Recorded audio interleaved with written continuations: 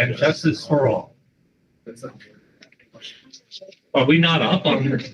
I hear. Don't worry, I've been meaning to call you like all day today. I'll be honest with you. All right. Is it a matter of finances, money? It's just that there's things. Can you hear me? Yeah. Okay, we're good. Thank you. I'm sauce Canadian in my business. We need help. Frank is a major partner. Roll call and ready? Ready. Dr. Bush? Yeah. Who's the Mr. Donna? secretary? Here. Mr. Walchuk? Here, Joe Marie. Who's the Reverend secretary? McPherson? Here. Mr. Murdoch? Mr. Penninger? Here. Mr. Villa? And our student rep, Daniel Montilla. Welcome. We have the pleasure this evening of having Daniel, could you step forward so that the Board of Education members can see? Daniel will be joining us periodically at the Board of Education meetings. And we're very happy to have him here tonight with the chorus, select chorus. And I wanted everybody to meet Daniel. Thank you, Daniel. Okay.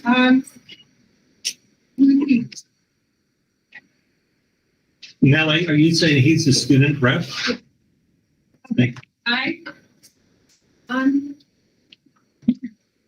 I think that I would like you to start, Mr. Stefani. I don't know, can you hear me with this microphone? Oh, it was in and out, and now when Mr. Stefani had it, I hear it there. I think you need to put it close to your Real mouth. close. Or just talk louder, Dr. Bush. Pretend you're yelling at me. Go ahead. Hi, good evening. I am home and members of the board. Thank you so much for having the select chorus. My name is Mr. Stefani. I am the AHS choral director here at Amsterdam High School. It's so awesome to be with you in person today. Did you say awesome again? I will say awesome one more time. It is awesome to be here with you tonight and to share a little bit of the holiday spirit with you. This evening we have two quick pieces to share with you. One is in my opinion, a new classic that we should hear a lot more of, and the one is a great standard that we all know and love. So the first piece of our select chorus, which is hand-selected sophomore, juniors, and seniors, and an occasional freshman, we will be singing a Spanish folk song for the holiday season called Rio Rio Chido.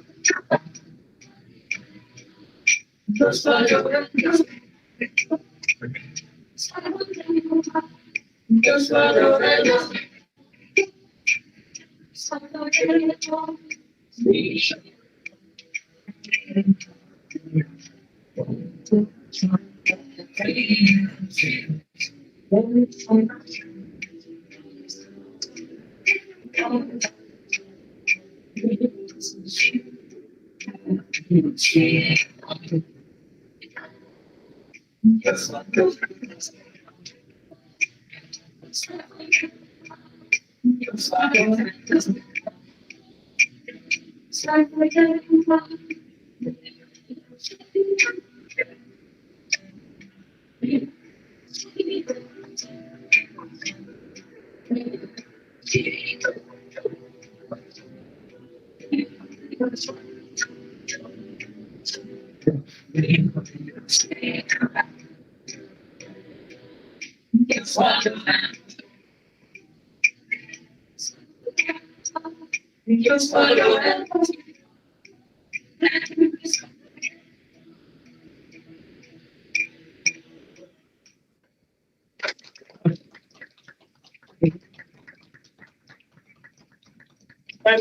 you too. And the other big piece that we're going to sing for you is a really beloved classic, not only for us, but for here at Amsterdam. It is a holiday standard that we sing at the end of each concert, a holiday concert, and that is Carol of Bells. It is a tradition set forth by the late, great, wonderful Patty Valiente, and we would continue that in her honor. So, without further ado,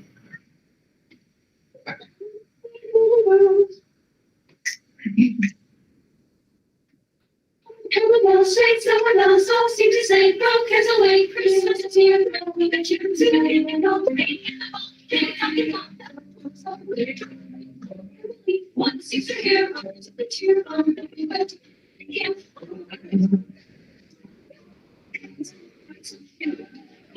Christmas is here, very, very, very, very, very, very,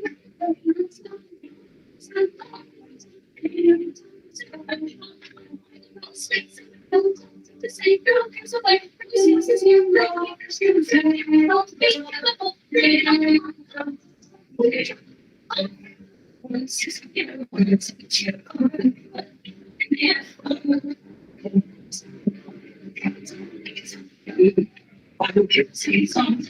Christmas is here, very, very, very, very, very.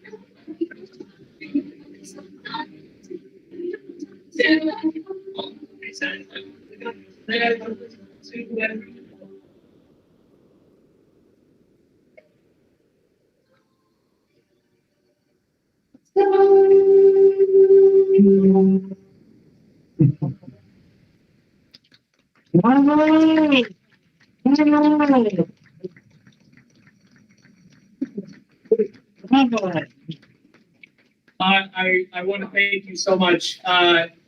So a couple of things before we go on to our just our final little button closer. All right.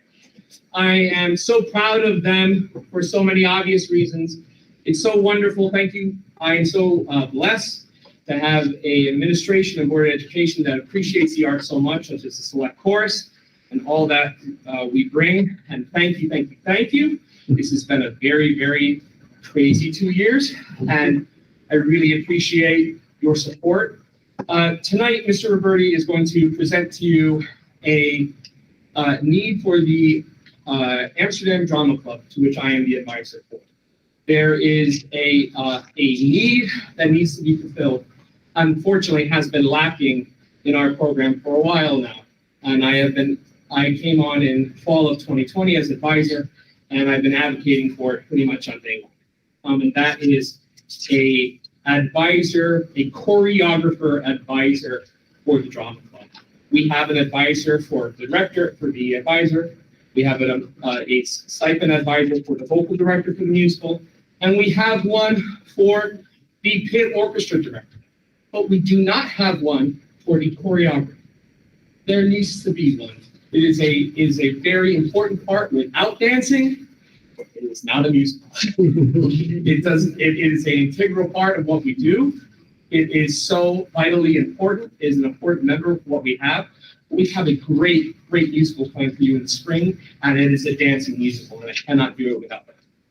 Before we continue, I do have Lady Dodal, who has been a part of the program since 8th grade, and she has some brief words to say about the importance of a choreographer in our program. Does she want the microphone, Mr. Brown? Okay, thank you. Hi, my name is Renee Dotel, and I'm a select course and AHS Drama Club student. For my AHS Drama Club, I am in lights for all of the plays and perform in only some of the musicals. This is because I only enjoy being on stage when there are a lot of big dancing numbers and opportunities for small dance groups. I've been dancing since I was 3 years old and still continue to dance to this day.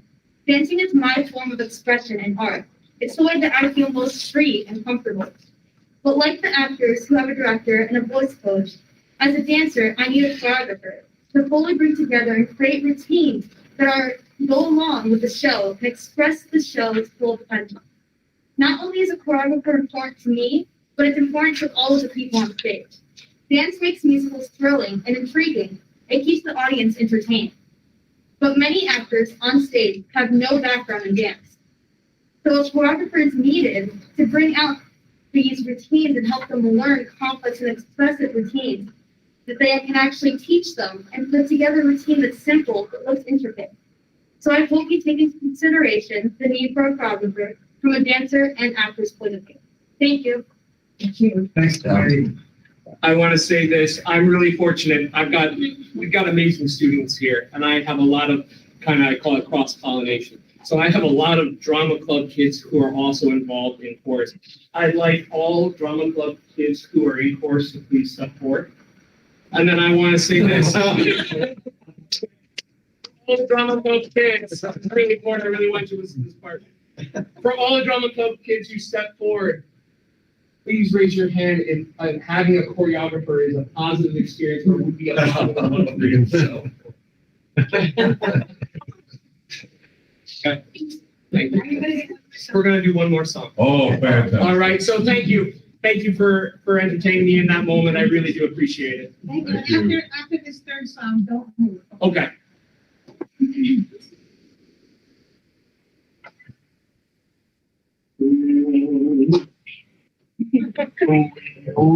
Merry Christmas, Merry Christmas, we wish you a Merry Christmas and a Happy New Year. Good tidings we bring to you and your kin. Good tidings for Christmas and a Happy New Year. We wish you a Merry Christmas, we wish you a Merry Christmas, we wish you a Merry Christmas.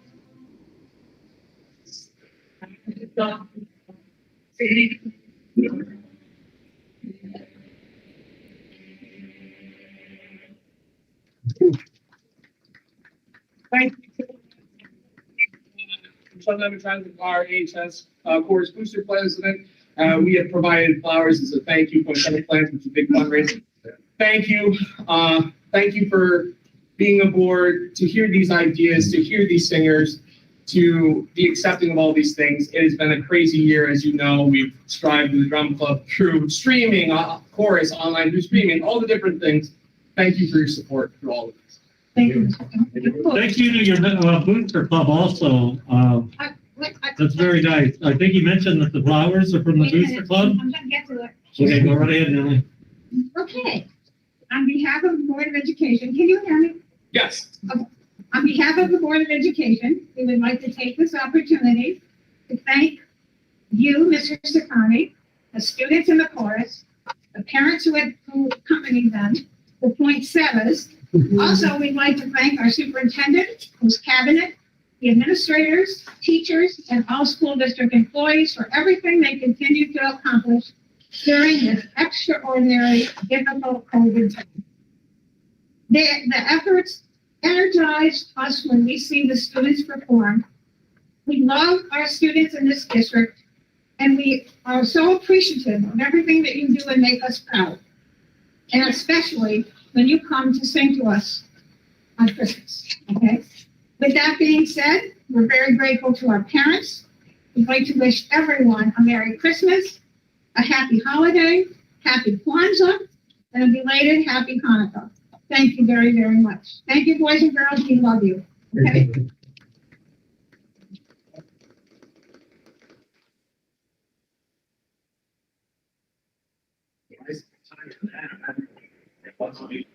Excellent job, guys and girls. Thank you so much.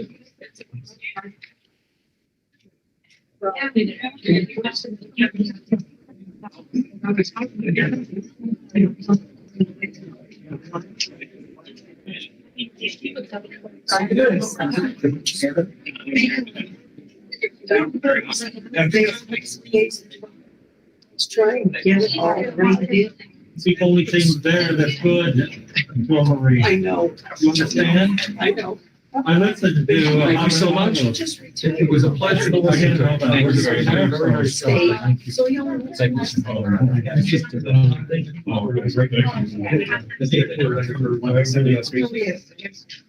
Mr. Gambino, we have public comments. We have two people on there. I'm so sorry.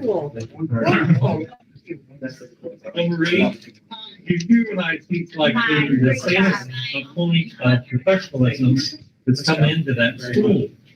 And he is bringing this aura with him, and now for him to up and leave like this. Well, until Christmas. That's why we need a sound system. I'm ready to give it all to my buddies.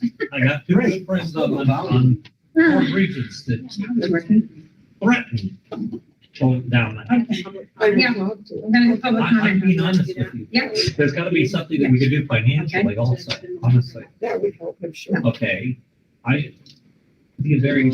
Okay, we have someone We shake it signing up all in, day long.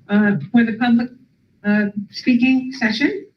And Christie, when they're finished, they can speak to the board.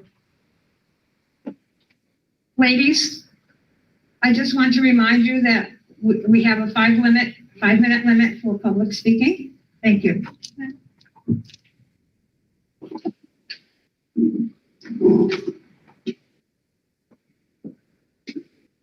Oh, I can hear it much better. Yeah, okay, all right.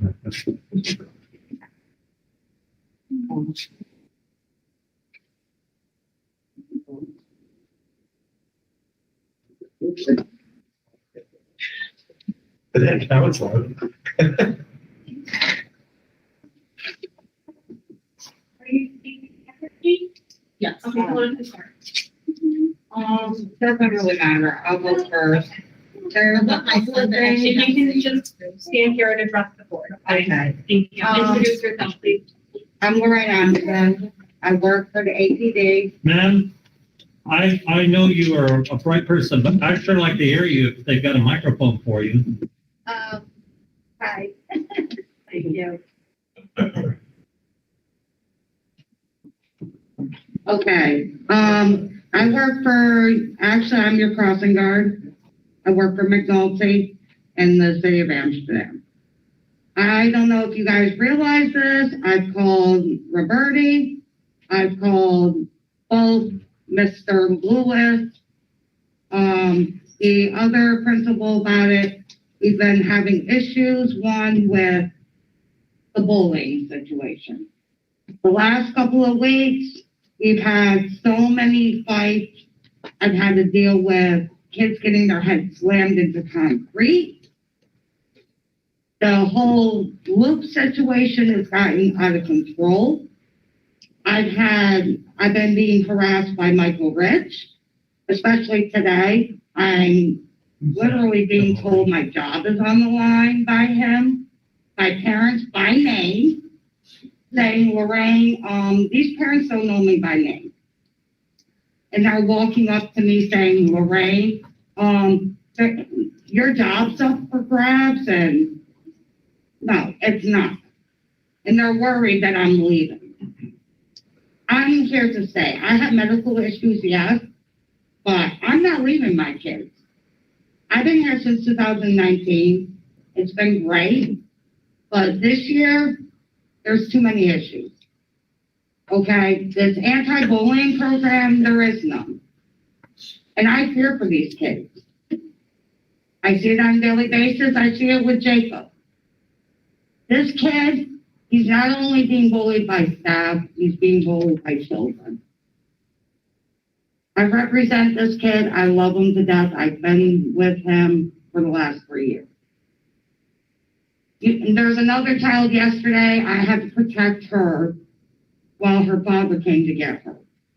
And today her sister got jumped and she goes to Lynch. And she almost got jumped yesterday at McNulty. That's gotta stop. And you know, I told one of our officers, and you know what happened? He He sat in his car, did nothing. Nobody's doing anything. You try to talk to Dr. Lewis, do you know what he tells you? Oh, give me a minute. Leaves and doesn't come back. And as a parent, my son does not want to go back to your school. My son loves school. My son was a straight A student in Schenectady County. My son went to school every single day, never missed a day. He tried to get into Bishop Gibbons. They won't allow him there because of his grade.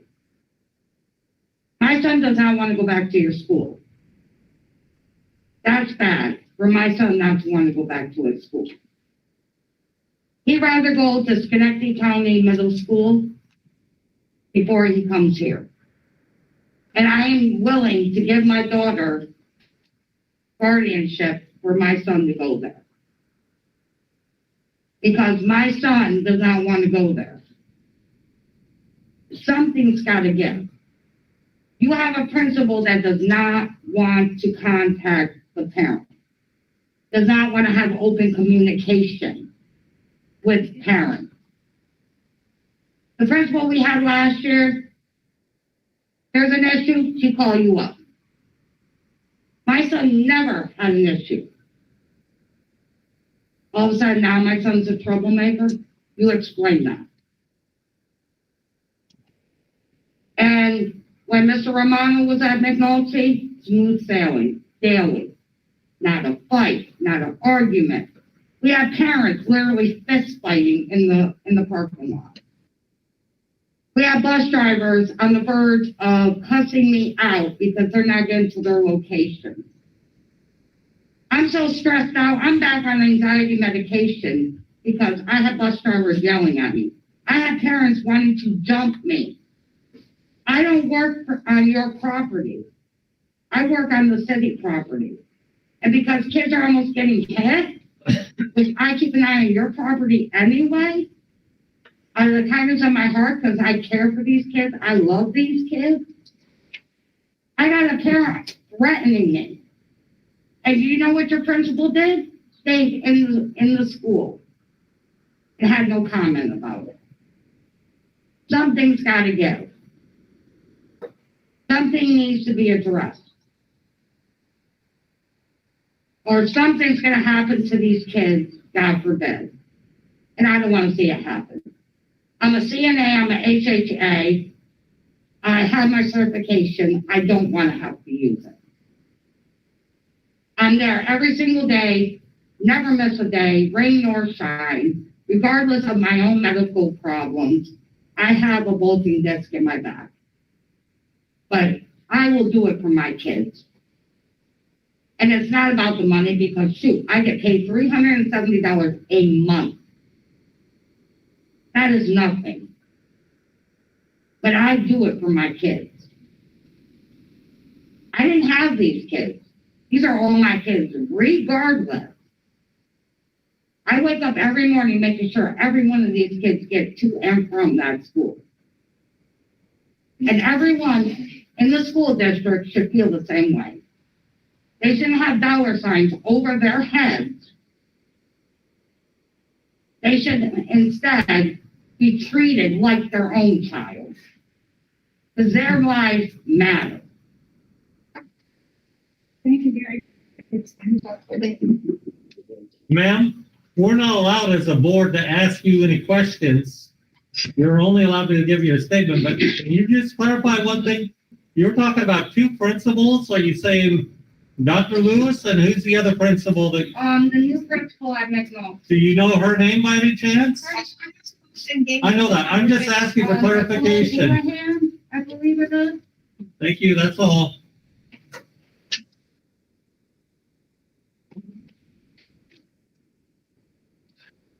Good evening, and thank you for having me tonight.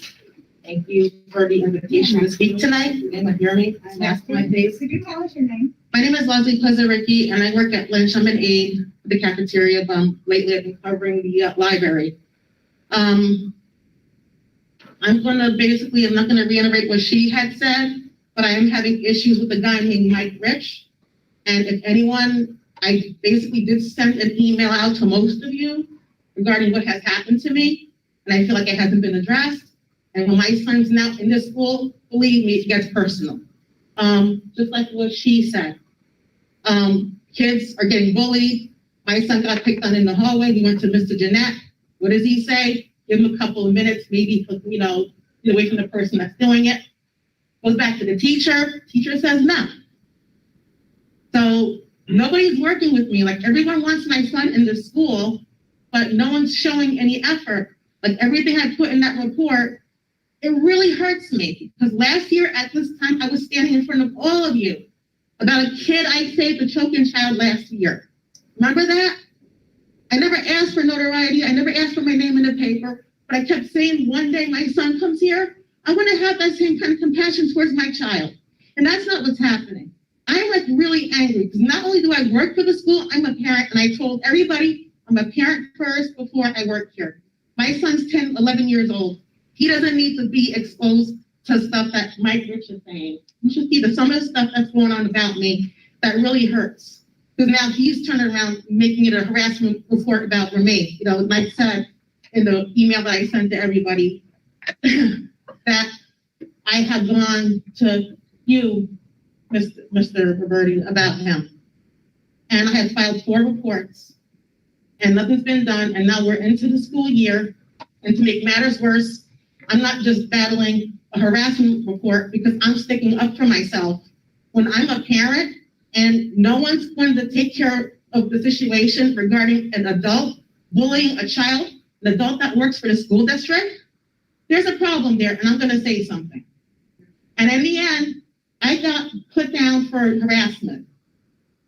That is not who I am. I worked at Albany Met for 7 years.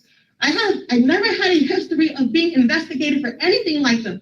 This is like a total insult to me as a person, and it hurts. It's really personal. Because my son actually, in the report that I have sent you guys in the email, he was abused by his father. And I sat down with this teacher and told her that. And no one sits down to talk to him when he gets like this. Where is the compassion in the school board or in the school district? I shouldn't be going through this. I'm already trying to fight for custody of my son because my ex put him outside for neglect. And a CPS case is open, and now I get a CPS case open against me because I bring my son here and he's not being treated right. I gotta rip him out of the car. He doesn't want to come here. His anxiety is really bad. You should see the number of sleeping pills I have to pump on a child my age because of what's going on in the school. I have high blood pressure. I don't need it.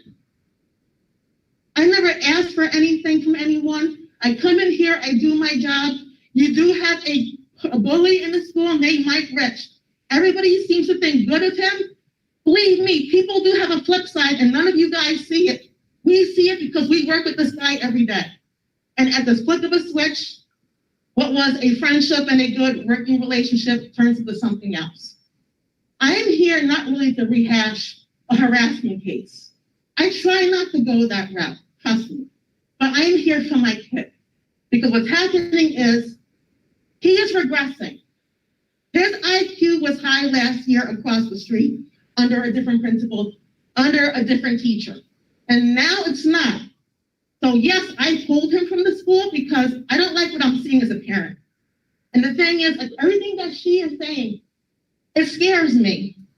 You should see the look on his face getting pushed by another kid in the hallway. My son is paranoid right now because of COVID. You look at me when I came in, he's sitting on my lap. He will not sit on a public bench or in the doctor's office.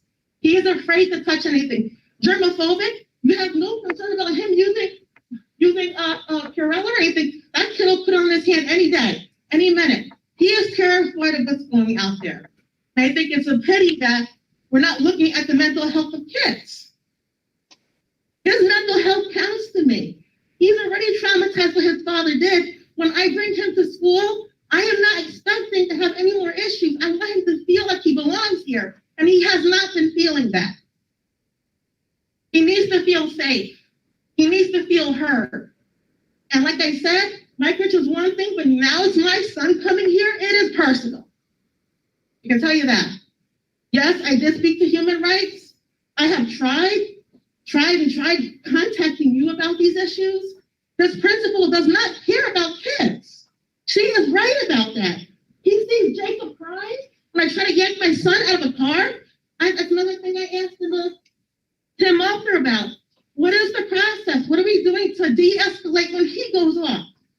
The other day, was it 2 weeks ago, 2 months ago, he actually took a picture frame off the wall, almost his staff with him. He has a meltdown, and there is no de-escalation technique. There's nothing. I'm getting a runaround as a parent, and I shouldn't be. Thank you very much.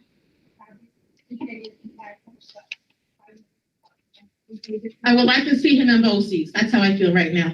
She don't want her kid here, neither do I. And it's a shame, because I used to like working at the school here.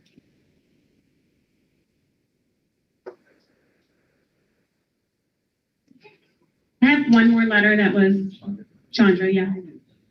Chandra Janensky has sent a letter for me to read today.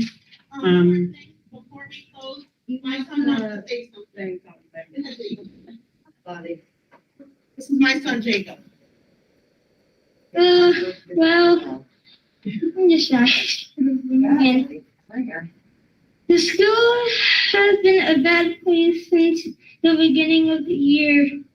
And the first thing I see when I came in the building was him, Mike Rich. He had been harassing my mom, and this all started because he put his hands in his, you know what I mean? And she told him to back off, I think. And when she called her friend to tell him to leave him alone, it didn't happen when it happened to her.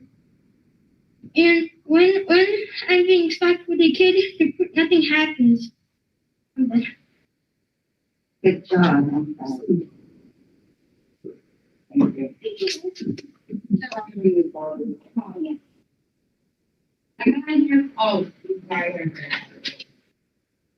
Good job. Okay, so I have a letter that was submitted by Chandra Jasensky. I'm just going to read that now on her behalf. Dear GASB school board members, Superintendent Roberti, and other board meeting guests. Good evening to all present and viewing this board meeting. I am the parent of 2 students in this district. I am writing to you about the ongoing concerns that continue to plague this district and our students. From the end of the school year, 2020 to 21 until now, I have received a concerning number of openings of our district for staff and teachers. As our school district leaders, have we looked at why we cannot fill these positions or why our teachers are leaving to go to other districts? Who is teaching our students in those classes? Have we looked at what other districts are offering our teachers to join them? Our students need to be educated by professional individuals that share the same vision the district has. Have any members of this board spent a day in the schools visiting with students, staff, and teachers? Many teachers are being asked to sub. What is happening with our sub pool? Why are we not getting subs and having our teachers for AIS get pulled?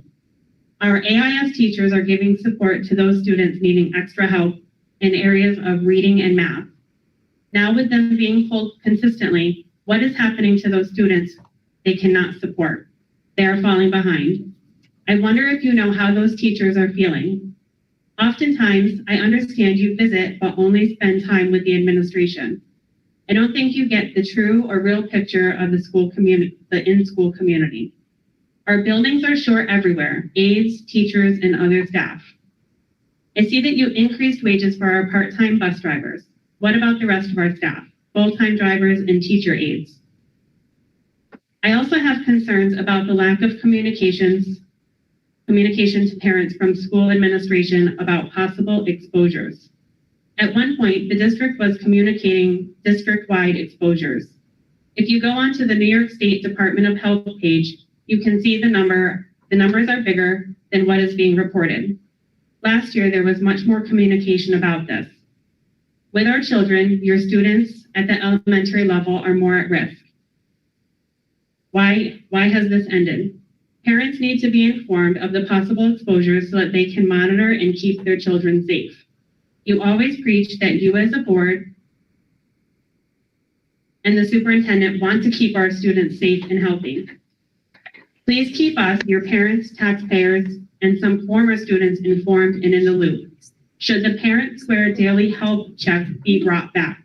Many students are sent in and then back home not feeling well. This app was used last year to help parents decide if they should send their child in or not. Lastly, I want to thank those teachers and staff for being present this year. You are such a big asset to the education of our children. Many thanks for those important lines of communication that many of you are sharing with parents and students. We appreciate the hard work and dedication you have to your profession. Sincerely, Chandra Jasinski. Is there clarification on who she is?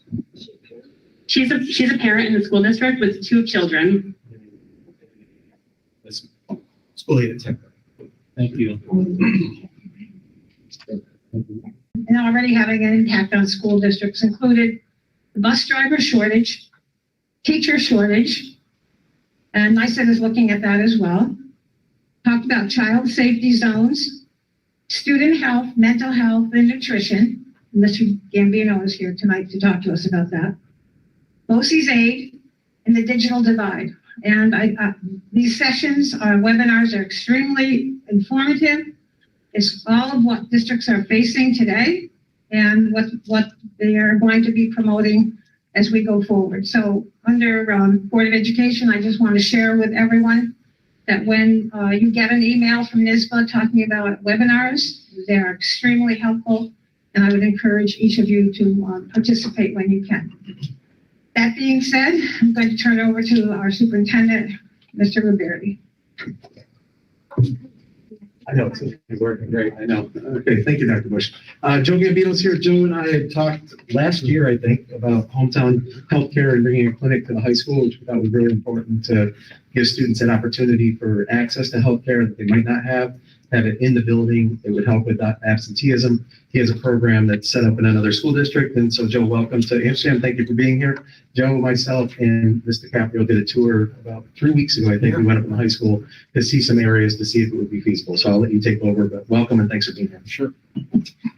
Well, first of all, thank you for allowing me to speak in front of you today. My name is Joe Gambino. I'm the Chief Executive Officer at Hometown Health Centers. We have a community health center located at 1044 State Street in Schenectady, and also a medical practice on Division Street in Amsterdam.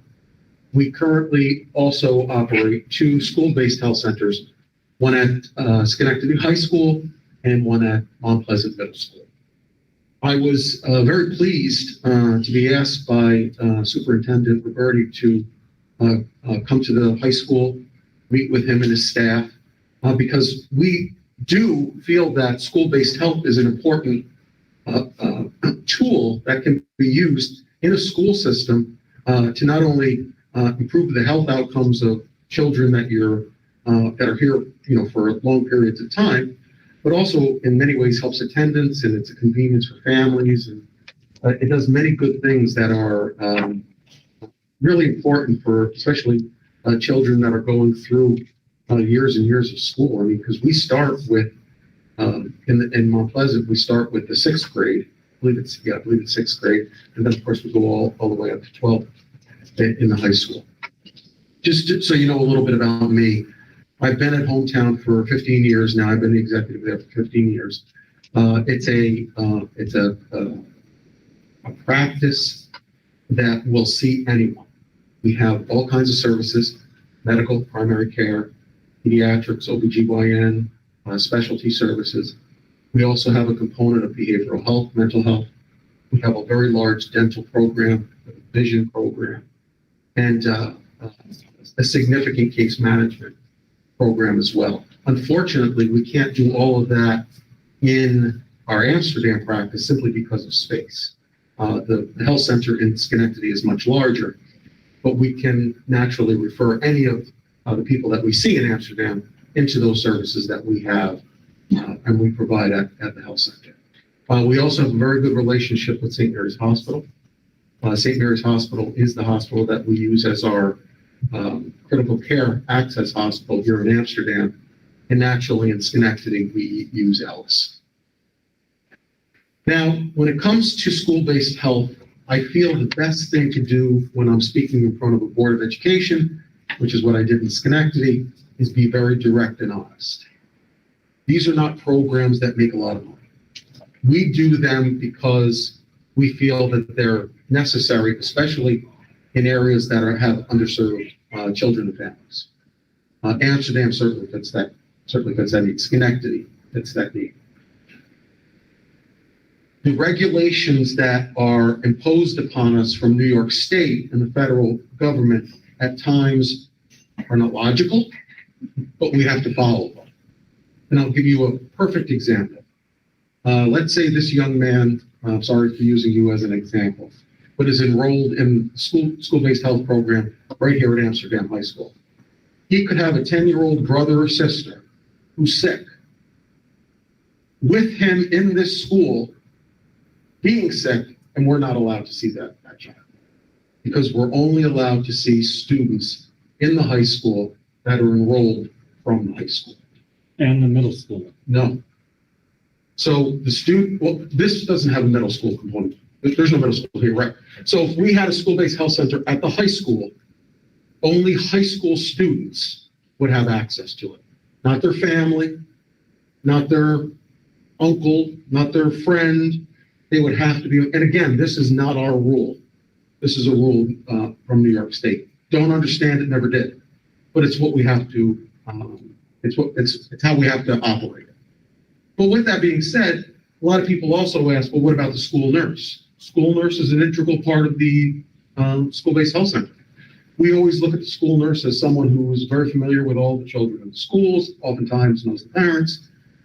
A lot of times a child will go to the school nurse, say, I don't feel well for whatever reason. Maybe the school nurse determines that, well, maybe this is something simple, more significant than just the sniffles. If the child is enrolled in the program, the child can go right into the school-based health center and be seen by a doctor or a nurse practitioner or whoever we have staffed at the time. It works really well. It worked really well in Schenectady. It's working really well in Schenectady. We've had both programs over 5 years. Never any issues. We do, again, being direct, have funding for both of those programs. When I went to Schenectady, I told Schenectady I would never ask them for money to start the programs because Schenectady didn't have any money. I said, I will operate the program, and I knew I was going to get some grant money. I told them how the program would work, and I brought this resolution with me today because Rich did ask me for it. I wanted to make sure I gave it to him. This is the resolution from back in 2014 that the Board of Education in Schenectady passed to make this thing move forward. And as I told your superintendent, and I'll tell you today, we don't move forward until the Board of Directors, Board of Education, excuse me, the Board of Education gives this thing its blessing. That's how it works. As long as the board supports it, we can go to the next steps. Fortunately, as I understand from the superintendent, there is some federal money that was made available to Amsterdam, which is really nice. And some of those dollars can be used to help develop the school-based health program, which I think is great. As I told Rich, and I'll tell you, we have absolutely no problem running it.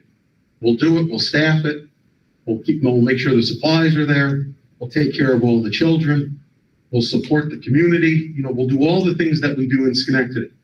Unfortunately, what we don't have right now is the money to build it. Because again, there's no logic to this, believe me. Especially if there are some of you that are familiar with how much things cost when you build them and that kind of thing. But it costs $1 million to build 2 school-based health centers in Schenectady. $1 million. It's all because of regulations, state education, the requirements that are imposed upon us from the Department of Health, because you just can't use simple, it's escaping me when you put walls up to sheetrock. You have to use certain thickness, mold-free, you have to get negative air. There's so many things that you have to do. And every time you do things to be compliant with the New York State Department of Health, and by the way, I'm not criticizing the Department of Health, I'm just saying what they do makes it very difficult to start a program because it is so expensive to do. But with that being said, we're in Amsterdam, we want to serve Amsterdam, and we would be happy to partner with the school on this project. But again, I wanted to be upfront with you. The cost is prohibitive upfront. Operating it is a little different because we would be fortunate enough that if students have insurance, or maybe if their families are part of the Medicaid system, or whatever it happens to be, there would be payment that comes to the health center for the services that we provide. So that helps. And I'm going to talk about once, say it's built, the costs to the district are basically non-existent or minimal once it's built because the only thing that we would ask the district to do is, make sure that, we have the electricity needed to turn on the lights. Okay. There would be I would presume some maintenance, to pull trash, that kind of thing. Right. We would take care of the sharps, if there's any needles or anything like that. But I'm not asking the district for any money to operate. What I am asking for, if in consideration to go forward, would be the dollars needed to construct it. And again, I'm just, I want you to be aware it is prohibitive. And we can't do anything until naturally we get approval from Board of Ed. You can't hammer a nail into the wall until they say it's okay. And naturally we have to go through the screening process and get the okays from the Department of Health. That being said, once they're up, once they're running, they're great. Students have easy access to healthcare, health education. Parents love it because they don't have to take time off of work. If their child is sick while they're in school, they don't have to worry about trying to get to a doctor or making an appointment or waiting 2 hours at an urgent care. Child can go right here and see a provider that's in your school at that time they are sick. And if they need to be, for whatever reason, if it's an emergency, they need to go to a hospital or whatever, we can make that happen. If they need a prescription, we can do that. So it's really, really nice to have the convenience of the health center inside the school. And a lot of kids, things happen. And we do school physicals. We do everything. We do all the preventative medicine that they need. We can give them access to behavioral health services. We can give access to dental services, vision. We have a whole menu that we provide once we're up and running. It's a great program. I can work on as from the community health center side to see if there would be money going forward for operational costs from New York State, or perhaps some money going forward from the federal government. But I will not come to you and ask you to give us money to operate the school-based health center. So did I understand you to say it would cost $1 million to implement this program in our school? No, it costs that for 2 individual health centers. So think of it as I'm not saying what it's going to cost now, but if things are the same, you're looking at probably $500,000-$600,000, somewhere in that. One school. Correct. Does that pay for staffing? Is that what? Oh, no, that's just to construct it. So again, the operational costs, I'm not asking for. We'll hire the person, we'll provide the benefits, we'll do all that, we'll make sure the nurse is there, and obviously provide care to the children. But the actual construction costs are the. When you say construction, are you talking about physical site? Correct. brick and mortar. So Dr. Bush, we looked at the area by the nurse's office, just as if it was feasible enough. So where that mailroom is, so we talked about a space there. So it would just be that amount of money for that space to have either just its own bathroom, filtration system, a different wall. Needs a lab, needs an area where children can lay down and rest. And everything else. Those kind of things. Obviously, exam rooms, office for the staff that are there. So it's substantial, and that's why we wanted to just make sure everybody was aware of that. Once it's built, if it's built, then there's no cost going forward because you guys bill everything for the services. Correct. The only other thing that we would ask for would be the lights and maintenance. Well, yeah, and, no lease. It would be the lease. There wouldn't be a lease. We wouldn't have to rent space from you. We would be given the space and then we would operate out of that space, which is the same situation we have in Schenectady. And you would provide the staff Correct, and pay the staff. correct. I have a question. Would you need parental consent for that child to go into? Yes, I'm just making sure. yeah. Nothing works without parental consent. And what's nice, I can only tell you what we did in Schenectady. I believe you may do it a little different here, but I believe in August, the school sends a packet of information to all the parents. And that may go in electronically from email or I'm not sure how they do it.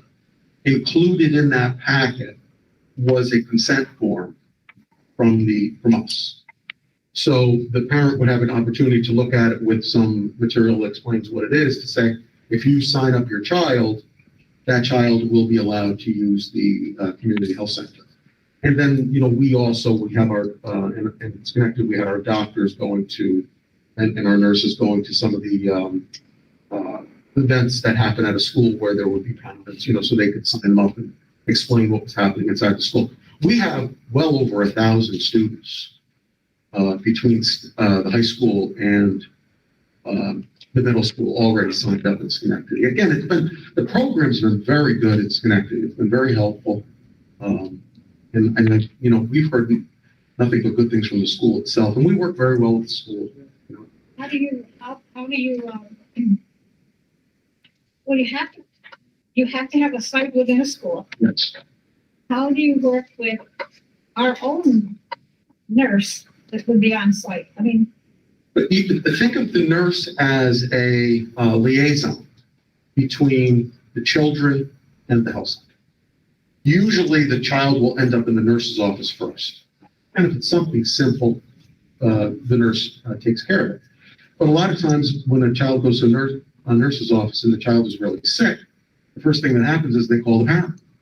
Your child needs to go to the doctor, the child needs to go home, that kind of thing. Well, we take over that step. Because the parent already gives consent, that child can go from the nurse's office to us, and then they can have an actual exam with a doctor. And then the doctor can determine whether or not what that child needs, and if they can go back into class or, if they do actually need to go home. I'm not saying the nurse can't make that decision. What I'm saying is they can actually have a doctor's visit. So then if the parent does have to come pick up the child, let's say, then they don't have to worry about bringing them to a doctor or to an urgent care or something along those lines, because it actually happens right here. Yes. Couple questions. Sure. How did Schenectady fund their construction? We built it in Schenectady. So Schenectady didn't have to pay for it. Schenectady didn't have any money. But Mr. Gambino explained that he's a legacy, a Schenectady legacy, so that would help out. I'm not sure what you mean. You mentioned that you attended it, Schenectady, is that? Schenectady schools? Yeah. Oh, no, I did not. Okay. No, I Thank didn't. you for that. No, when we started the program, we had some funding for operational costs. So, all right, so are there any grant matching funding streams? So there is an opportunity. They haven't been released in quite some time, but there are opportunities for money, again, on the operational side from both the state and the federal government. And in Schenectady, I have both. Well, I'm talking about the capital expenses. There's nothing that I've seen. Maybe the consolidated funding that goes through the state. They just released this year's. Yeah, it could be, and that would be consolidated applications for Title I fund, which wouldn't cover that component of it. So. It's a whole range of funding now. Yeah. That really. All right, just one last question. Sure. I know you mentioned, are you interested in the middle school as well, or? We could. I mean, that's what, The again, reason I that's, ask is we have a unique situation there with the proximity of McNulty and Lynch and also the needs in that part of the community. I think it would be a tremendous. So you'll have to forgive me. When you say McNulty and Lynch, They're literally across. no, what are they? Middle school. Middle school Oh, and. middle school and elementary. And then a Okay. 500 person Okay. elementary school, I see. right, literally across the street from each other. Yeah. No, I can see that. Yeah, I can definitely see it. But of course, if you do another school, you're talking about more costs up front. We provide mental health services. Yes. We work with St. Mary's Hospital for that. Oh, no, we do it ourselves. Yeah.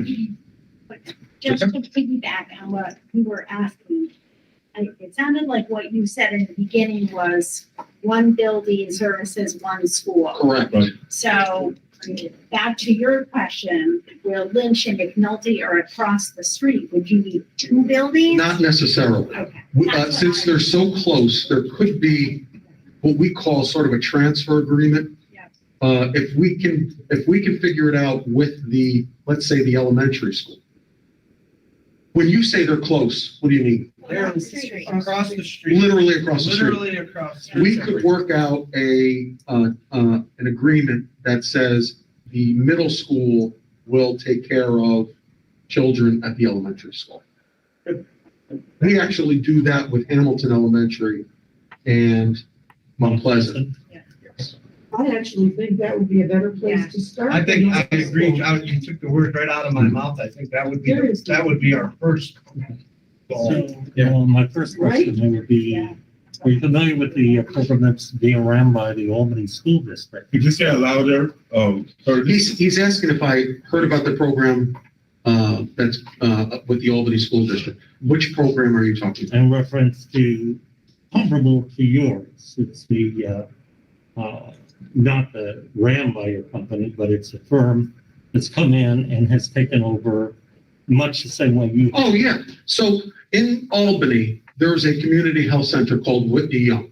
Correct. Whitney Young runs school-based health centers in Albany and in Troy. That's correct. We are the same program. We're not the same as Whitney Young. We run the same program as Whitney Young, only we do it in Schenectady. And I currently have a practice in Amsterdam, so I can also do it with the Amsterdam School District. Okay, next is, what is the percentage of your, okay, so let's discuss the high school alone. Yeah. And at the high school, what is the percentage of students that are on your program that are state-based pay versus, say, private insurance or even parents that private pay because they don't have? So without having the actual numbers in front of me, I figured you may know off the top of your head after 5 years. I can give you a good estimate. That's what I want to hear. 80-20. 80-20. Okay, And 80 is on the public side. correct. Most of them are managed Medicaid Okay, or uninsured. correct. That's where these other programs come in that you're talking about. Yes. Okay, excellent. Now, I'm very familiar with your program for several years, especially when you first came out. The Archdiocese in our community brought forward many parents because there were questions, and not just with you. They also brought them up with the young. Yeah, sure. With reference to students, and I'm going to focus on that 500 that you're talking about that are maybe up at the high school that are under 18 with reference to like birth control. Yes. Okay. So it's interesting how I don't know if you handled it or if you had an outside firm handle the progressive years on the stance on this, but where are you standing at now today? Let's say if we brought to Amsterdam the offer of this, but we were to tell the parents that if they have students under the age of 18 that wish to have birth control, what are you currently telling the parents? Well, so the question you're asking is somewhat complicated. But I'm very aware of that. I'm going That's to why I'm answer it in the best way that I can. Okay. There's two things. And by the way, that will be it. That's all I have after this one. Okay. First of all, we do, first I should say, our providers, our doctors do talk to children who have, who may already be sexually active or considering it or whatever, and they, help them in the best way they can, just like any other doctor would do with anyone else that age. If the child has birth control, the doctor will prescribe or write a script for their birth control. The tricky part is New York State already has a law in place that says if the child wants to have birth control or learn more about STDs or whatever it happens to be, not only do we have to provide that information to them, but we cannot release that information to their parents. Right. But explain how it works with reference to the script itself, other than information, but with reference to the script. The script would be written for the child. Okay. And the child would then have to go to the pharmacy to get the birth control. So just to be very clear, again, we don't judge, but we would provide this information and provide access to birth control for children in Amsterdam. So, and that's one of the reasons why I come to the Board of Education first, because if the board is against this, there's no sense even starting the process, because it becomes very difficult after that. Yes. Someone asked about whether the services that you provide will be from those that have parental approval. Only those who have parental approval. Does that include students who might come in who will have desire to have counseling or conversation or some type of help with sex control? Are you saying if this individual comes in and they're not enrolled in the program, do not have parental consent? Do not have parental consent. We cannot see them. Now, I want you to know something. I say we cannot see them.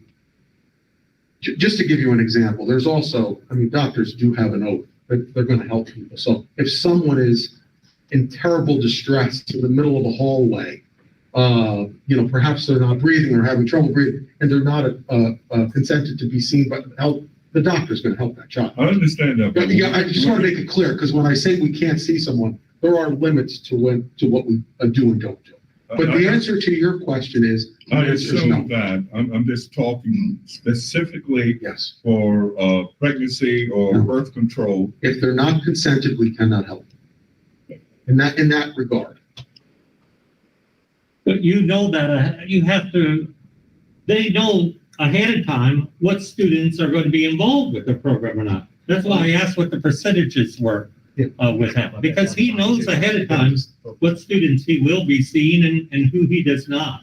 Sure, I understand that, but you also have, when you have students that learn that if you want to have birth control, just go through this program. He can't do that. Let me finish, please. Without having parental consent, I just want to make sure that there's no exception in that area. That's all I'm saying. The only exception that I would see, and you may correct me, Mr. Gambino, if the parent has signed their student up at the beginning of the year, then there are laws with the New York State that kick in.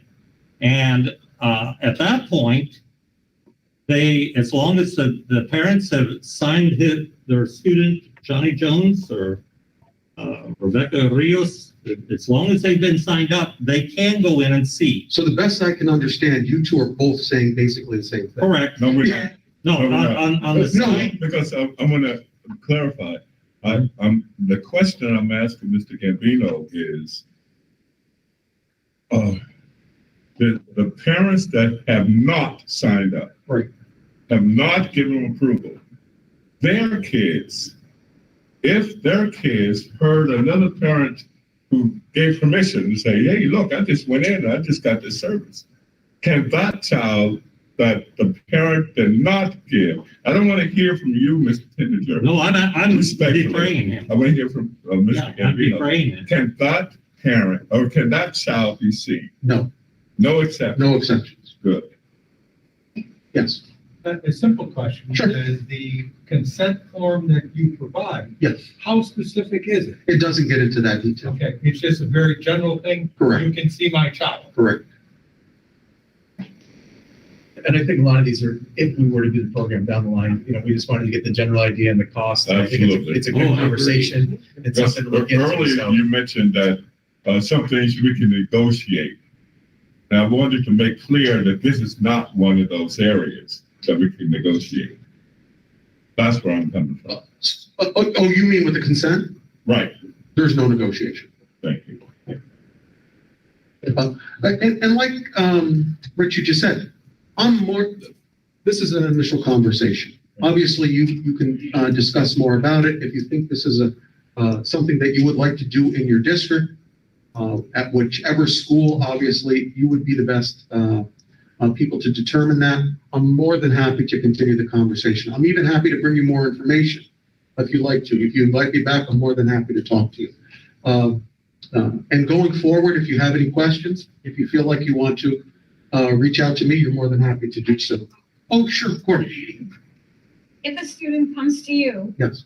requesting birth control, and the doctor writes them a prescription, then I understand you to say that, the doctor will write them a prescription, they can take that prescription, go to the pharmacy, and purchase whatever they have to purchase, but their parents don't know anything about it.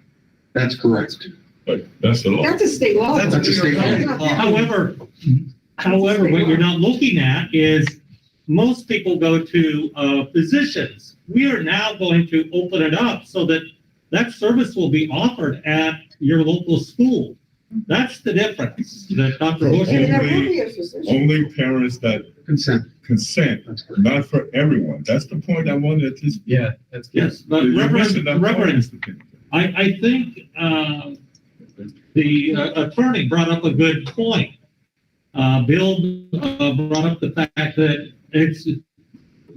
when you read the documentation that they send, it does not go into heavy, fine detail that most parents would see. And another thing, it looks like if we were to take the Schenectady numbers, our numbers would probably be the same. Around 80% would be coming in from the public sector of funding. And so many of these parents are going to be saying, well, it's just as easy. And that's why they sign up. I hate to say this, Mr. Gambino, but that's why they sign up with you. I did find your numbers, though, interesting. Is it around 500 then up at the high school that you have enrolled? Oh, it's more than that at the high Oh, school. good. What is yeah. that?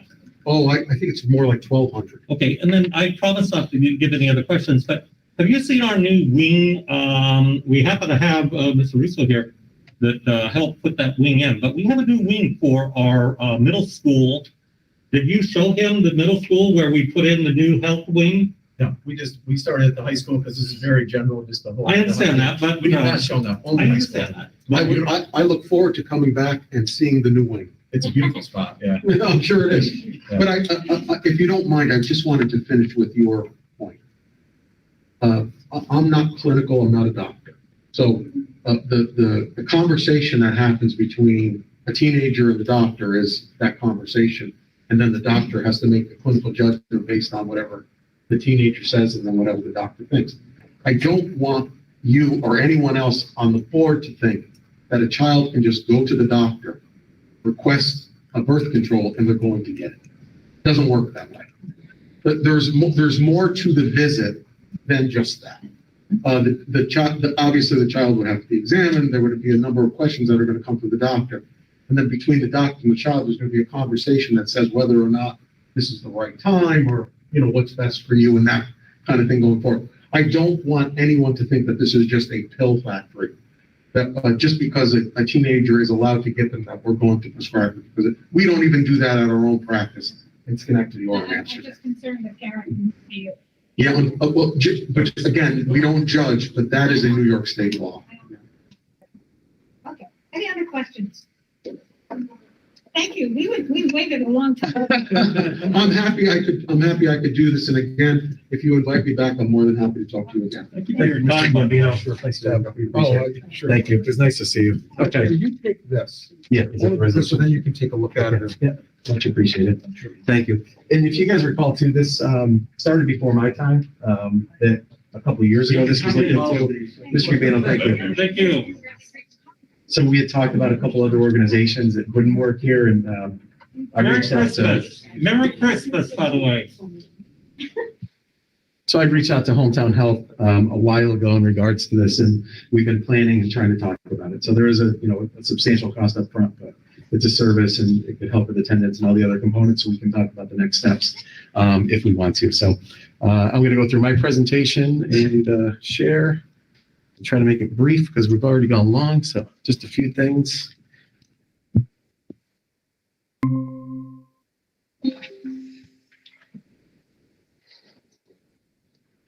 Okay, so as our chorus was singing tonight from the high school, I just wanted to show you the middle school did an incredible job. They went to 4 spaces yesterday. Mr. Capper and I got to go down and see them at the Sentinel, and they were incredible. I think they hit like 12 or 14 songs, all the hits, and the residents were so pleased. They were singing, clapping. It was just beautiful. They went to City Hall, the Wilkinson Center, and one other. And I sent you guys the schedule, but I was just really proud of our kids getting out there, and they were just tremendous. So it was a really great moment for our students, all safe outside, all masked. So we followed all the protocols, but really proud of them. And thank you to Delisa Soto Peruzzi, who's an incredible teacher at the middle school. So we had Hometown Health. I'm going to go over briefly our district-wide safety plan, give the COVID update. Just want to take a second too to thank our nurses. They have done an incredible job. We've been short with our nursing staff. We did, work on getting part-time nurses with an increase there because it's just the rate is something we have to talk about more. We've had nurse connection here, but our nurses have really stepped up and done a tremendous job to keep our kids safe. So I just want to take a minute and thank them for their time and dedication to the district. Last meeting, we just talked about the safety plan very briefly, but the district-wide safety plan is very generic, and there's a reason for it because it's the one that's posted. Our building-wide safety plans are specific to staff, to building maps, to rooms, things that we wouldn't want somebody to have their hands on because it's a plan we follow in case of an emergency. But overall, the district plan, and it has some components that we followed, like we've had 2 threats in the last month, which was really unfortunate on social media. It was handled incredibly well. We followed our safety plans within that, followed procedures, ended up finding the people that were responsible for the threats. People were never in harm's way, but ultimately we followed our plans that were put in place and found out who did it and had a somewhat normal day for our students, which was really important. So this plan just goes through the purpose of it. We have teams that are identified within the buildings. Each building is identified and has their own teams within those. That we've had time that this was posted. If there was any public comment, which we've not had, we have a general plan for responding to emergencies like we've had that consists of any type of weather-related emergency or hazmat situation, the actions that we take, the lockdown procedures that we do, and it kind of just covers all those components of it. So again, it's pretty generic because of the nature of it, that we don't post the specifics about the buildings, but I at least wanted to show you guys that. And it has been posted on the website for the last month and a half. So, okay, so COVID number update, I'm going to give you briefly. County cases that we can look at here. So it's a trend line for the county cases since November to December 13th. So we had a spike after or right before Thanksgiving. You see here it dropped. This is the total number of tests performed, and then the total number of positives you're seeing is the orange at the top of that. So December 8th we had a spike, but we've been on a downward trend in the county for cases, which some parts of the western part of the state have had high numbers. Rochester's had high numbers. We know that in Michigan there's been incredibly high numbers, but we haven't really seen that yet. Always concerned about after the holidays, but we didn't really see that spike after Thanksgiving. Mr. Roberti? Yeah. How are our numbers in the district tracking to the counties? I'm going to show you that. Sorry. Pretty low within the school, the cases that we've had. So this is the one that was posted on Monday. Techler had 5 students that tested positive, Curie 4. So you had a total of about 13 students that tested positive and just a couple staff members out of 4,000. So our numbers within the buildings have been pretty low compared to the county. Okay. And if we were to start taking numbers on the number of students with the flu and staff members that come down with the flu, I found those interesting also. And the state is quietly putting those numbers out. Yeah, and that is important too, because some of those symptoms are very similar too. And it's kind of the same trend as last year, because it was nursing homes and hospitals, which we have a lot of in the area, so those numbers were spiking. So we are tracking it as a district alone too. So, yes, question, hi. What's the time frame for these? So these are weekly reports from Sunday to Sunday, and then we post them every Monday morning is what we're doing. So it's a 1 week period of time. So it was last week's school from Monday to Friday for that school. Do you students not see numbers like this posted anywhere at the high school? There might be open for that. Okay, thank you. Yeah, we post them on Parent Square every Monday. So. Parent Square, are you familiar with that? Yeah. Right. Yeah. So, and the amazing thing was last week, even with all the cases increasing, we test about 150 people per week using the quadrant system. Last week we had no positive cases out of 160. And so that was major. Great. Somewhat of a statistical anomaly to have that many when you have cases spiking in other places. Correct. So that's been a great thing, and I think our safety protocols have worked, but it's not perfect, but it has been effective. So, okay, so I started talking about the importance of getting out. I get out to buildings every day, hopefully. Christy knows I'm leaving, going to see and doing my walk-arounds, but I'm doing building visits within the staff for each building over the next month. And I went to Lynch yesterday, had a great meeting with our staff. And so I kind of went through some things at each building visit, and I'm going to do it over the next couple of weeks, and just kind of touching on some of the positive points, the things that we put in place. I know Chandra spoke about some staffing issues. It's unfortunately things we're seeing across the country. There's shortages for bus drivers, as Dr. Bush talked about. We have had issues with keeping some aides. Some of the teachers that were given opportunities because there's so much transition that they could teach in their home district and be an hour closer to home. We've seen a lot of that where people have opportunities now that they didn't before. So it's something we've definitely dealt with and had kind of a turnstile, unfortunately, but that's part of what the pandemic's created. There's a labor shortage overall. I'm going to talk about some things we're doing for that, but we have added AIS staff, social emotional staff. We're working on the teaching assistant component that I think is going to be very helpful. Our summer enrichment I'm excited about with summer transportation, assuming we can have drivers, all the other components of that. After school transportation, we were hoping to start about 3 weeks ago. Again, driver shortage. We have the routes ready. We have the sign-up process ready. It's just a staffing issue. So we hope to get to that. Turnabout program is for students at risk that we've only had one program before at McNulty, so we're adding a second. Our new technology, we have a PBL coach that is part of our ARP plan for project-based learning, which is student engagement. And then our used musical instruments that Mr. Caprio used at a Cursa that we're adding. ARP, was it ARP? We went back and forth. Thank you. Thanks for the clarification. But we're adding a number of musical instruments, which was very much necessary.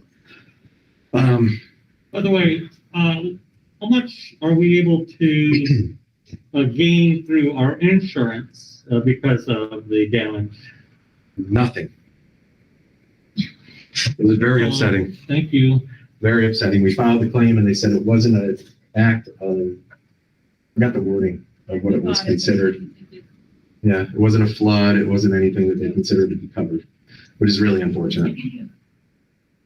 So we talked about at the building visits, which I'll do, Techler getting National Lighthouse. Mr. Miller and Ms. O'Brien have done a tremendous job in that building. They had a celebration with cake and lunch, and I visited. It was amazing. Colleen and I had a meeting with CDTA today. They want to route the student addresses. We're working on it. They see an implementation in the fall, which is so exciting, up to 500 students. So that's a great thing. CDTA asked for that.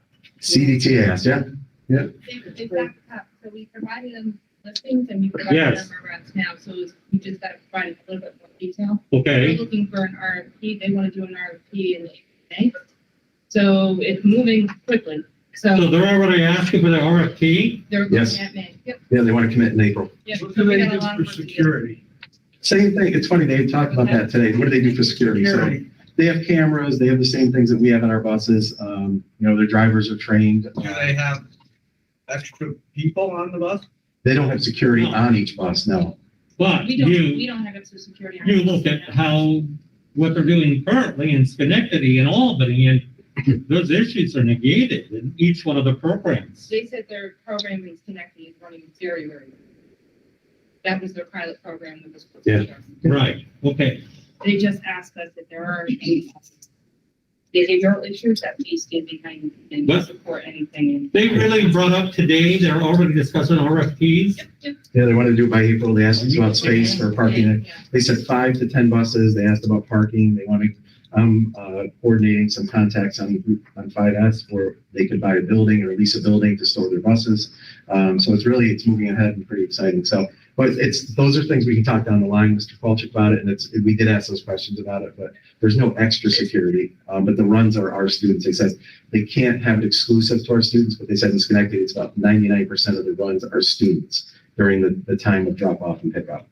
And then the bus could run on weekends, it could run after school in addition. So a great thing for our community as well.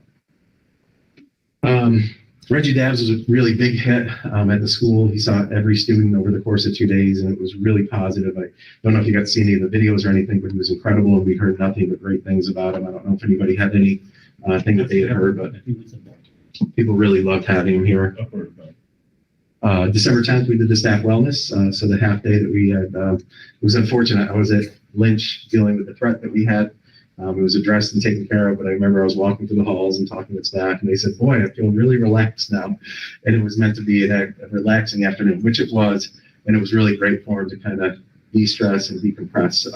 But it started off a little crazy in the morning, but we dealt with it and got moving forward. We talked about the renovations that we have planned, the air quality updates that we talked about, and Colleen has more information about. The Grow Your Own program is moving ahead really quickly as well. Dr. Bush got to say it in our last meeting.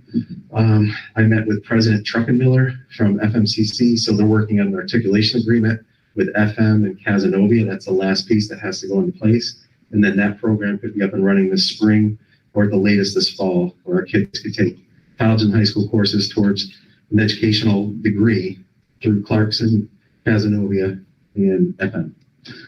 So it's really exciting.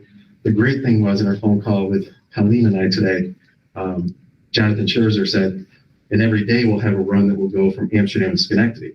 And I said, oh my gosh, we have the program for Casanova has a campus in Schenectady. So our kids that had to take any course there could take the bus there.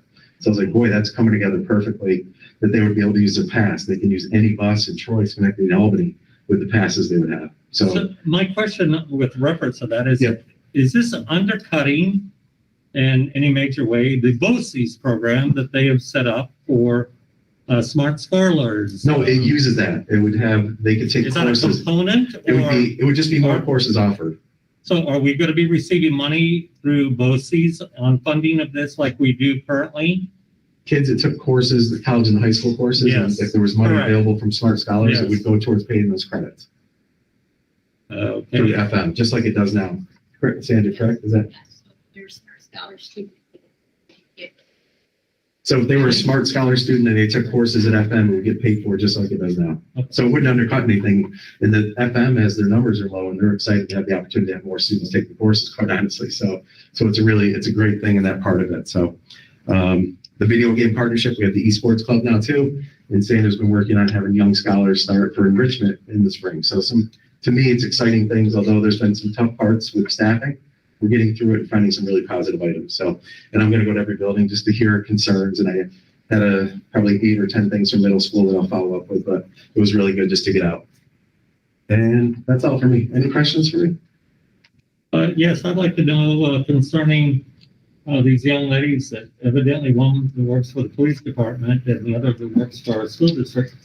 They brought up a gentleman's name that maybe it can be brought up during executive session, but does this Mr. Rich actually work for the school district? Yes, he's a parking lot attendant that works with the school district. Okay. And I'll have information about it. We handled that at our level on concerns for both sides. So we'll discuss that. But it's a good question. He is our employee. And how many people do we actually have online right now?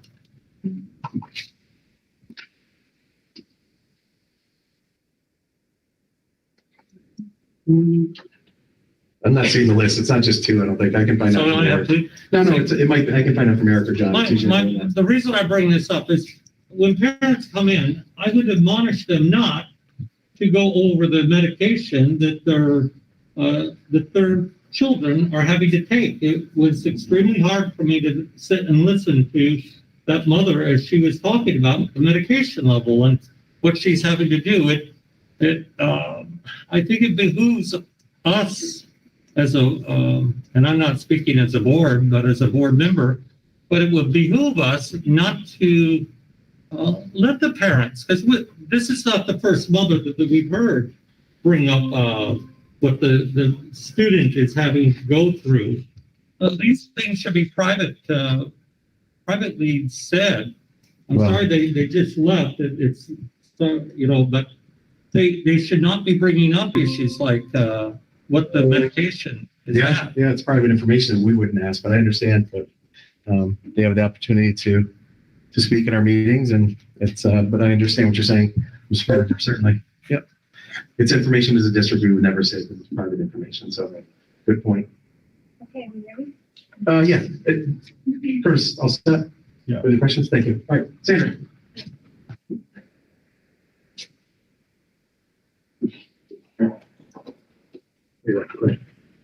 Okay, so I want to talk about our spelling bee that's coming up. So district-wide spelling bee has been scheduled for January 20th in the auditorium at Amsterdam High School with a snow date on January 25th. As in the past, each elementary building in Lynch Literacy Academy will be running in-class spelling bees, followed by a building level spelling bee for our 4th through 8th graders. And the district-wide spelling bee will accept 4 students from each elementary building, and 10 students will be accepted from Lynch. The top 3 finalists will go to Proctor's Theater in Schenectady on February 8th with a snow date of February 15th.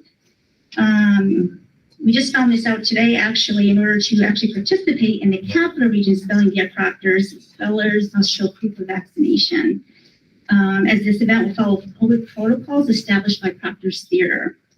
And then the champion of the Capital Region Spelling Bee will win an all expenses paid trip to Washington, D.C. to compete in Scripps National Spelling Bee in June of 2022. And we are excited to bring back our annual spelling bee competition, as this was canceled last year due to COVID-19. So this is exciting news. Next, I want to talk about is computer-based testing. So this year, Lynch Literacy Academy will be administering the statewide ELA and math assessments for grades 6 through 8 on the computer. Christina Farina, our technology coach, and Eric Schull, our tech coordinator, along with Lynch building administrators, are reviewing protocols for successful implementation. A recent teacher survey was given to teachers at the elementary buildings asking their input on whether we should administer CBT in grades 3 through 5. The survey indicated that elementary teachers prefer to hold off on CBT this year. So the district will be developing a rollout plan for elementary buildings. CBT for grades 3 through 5 will be implemented next year. So we're going to hold off for grades 3 through 5. I mean, we feel like they're not ready yet because of the fact that they've been on, they really need to practice paper and pencil right now. So we're going to get clear of that for this year for grades 3 through 5. And then dates for CBT is going to be March 29th through April 5th for ELA, and then August 26th through May for math. And we are hoping for a smooth transition for smooth and successful transition from paper-based testing to computer-based at our Lynch Literacy Academy this year. Anybody have any questions regarding the spelling bee or the computer-based testing? Do we have, contingencies if we have network issues? Yes, absolutely. So in January, there's a simulation test. What happens is that the whole Lynch Literacy Academy basically has to do a test on their computers. They do like a practice test. And if there's issues with that, then they revert back to paper-based. You do remember what happened, I think it was 3 years ago, with reference to the testing and problems that were had based on computer-based versus paper-based. I'm talking, now that I'm online here. I must admit that the state Board of Education did an exceptionally fine job as the entire testing team. But you have to give me this. But the testing team did exceptionally well as they got through the mess that was caused by the contractor. Yeah. So they changed it. Yes, they did. They changed the contractor. So yes, the state Board of Ed all of the team has hello to you, and you guys did great. You don't have that issue here, do you? Thank you, Ms. Pender. You do have to do the test. So I've done the computer-based testing in other districts. It worked very well. Smaller place, obviously, but we did it in another district as well. You take away the pencil, the bubble sheets, the coordinating of that, a loss of the answer sheet, all the things that happen with test misrepresentation or it's a test, something they call that if you have a problem where an answer sheet's missing. This doesn't happen with computer-based. So there's rulers, there's tools that they use, and our kids have been using Chromebooks for a year and a half. They're used to it. And what we found is on the short answers for ELA, they're used to typing, and they wanted to type more than handwriting because we know they don't write that often. So we found they were extending their responses more because they were using a computer, because they were used to that. So it's the way we're going in the future. 2 years ago, New York State said that it would be required in 2024. Since the pandemic, they completely backed off on that everything was going to be 3 through 8 computer-based. But I do think it's worth this pilot. And if our system does work, as to what Mr. Walchuk asked about, it could be great. If it doesn't, we'll go back to paper, but it's a good test for it. So good questions. So good evening. I just wanted to follow up. Back in September, we received our Dollar General Literacy Grant. So I wanted to follow up. We're so appreciative of that $10,000 money. Our K-5 teachers across all 4 elementary buildings collaborated with instructional coaches and principals to determine which tools and items they thought they needed and were appropriate to enhance reading skills, strategies, and develop comprehension. So just the list was quite extensive. It was fabulous what teachers asked for, a lot of hands-on things, but certainly a lot of games to enhance letter recognition, vocabulary and sight word games, alphabet activities, word sentence building activities, activities for learning centers and targeted practice. And the list goes on and on and on. Wonderful things. They've been coming in, and as they come in, we deliver them to the buildings. Also, I just want to note that we did purchase some Spanish and bilingual materials. We worked with the ENL teachers as well, again, to better support reading for English language learners. So thank you again to Dollar General. It was great to receive that money. Good. All right, thank you, Christine. One quick thing, and then I'm done, Dr. Bush. I got an email from Dollar General last week. Can I forward that to everybody? They voted from Dollar General's plant in Amsterdam, and they had a choice of 3 organizations they wanted to support with another grant, and they voted unanimously for Greater Amsterdam School District to give another $10,000. So Colleen and I went out there and I presented when we got the first check and said how appreciative we were and what we would do with it. So we've won another $10,000, which they said could be split up with the district. We want to put it in an educational foundation because it helps with scholarships. So we have that choice, and I want to talk to the board about that. But they are very supportive, so it's another $10,000, which is really exciting. So thank you to Dollar General. Colleen left. I was going to see if she wanted to speak. Okay, I'll get her when she comes back. Curtis, what about audit? So on the audit, we are pretty well free. No meetings.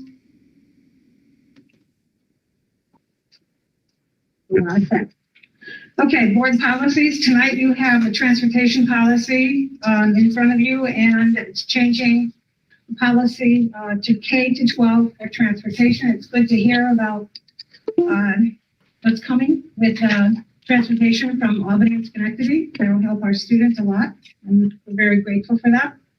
Colleen, with all the discussion about money, do you have anything to tell us tonight, the board? Are you covering everything? Would you like the microphone? Well, we're trying to cover it. I had a presentation. I have it. You want to put it up? Oh, yeah, sure. Yeah, you got it. Okay. Yeah. Here, put it up. I'll give her the mic. She's in. Bam, teamwork.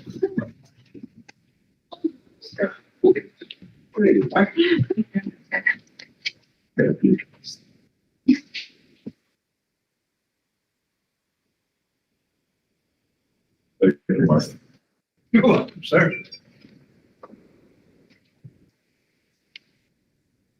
Hold on, Colleen, I got it. Sorry. And I'll get put in the drive. My apologies. Talking about computer based. Yeah, sometimes it makes them. Come on. Colleen, you just shared it with me. I'm under such pressure. That's what we call user error. He's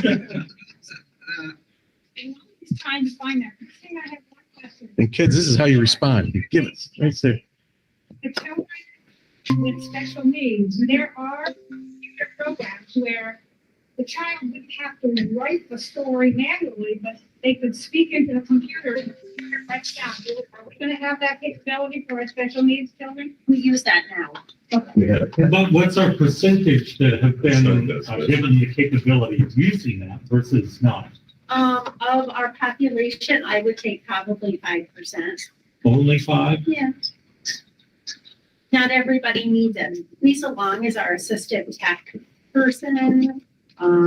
She does an assessment. Right. Some students have that ability, but don't choose to use it. There's some challenges with that too. With CBT, we also have to talk about, not to talk about, but it's the human reader versus computer read. Right, test read, directions I read. just want to make sure that. Yeah. Special needs. Okay, Pauline. You have the microphone? Yeah. Okay, good. I'm the mover, yeah, and the shaker. The candlestick maker. There we go. Okay, good. So it's a brief update. We've got a lot, as you know, we've got a lot of moving parts going on between construction projects. You know, we have the budget coming up. There's a tremendous amount of stuff going on. So I just wanted to give you a brief update of where we are at this point.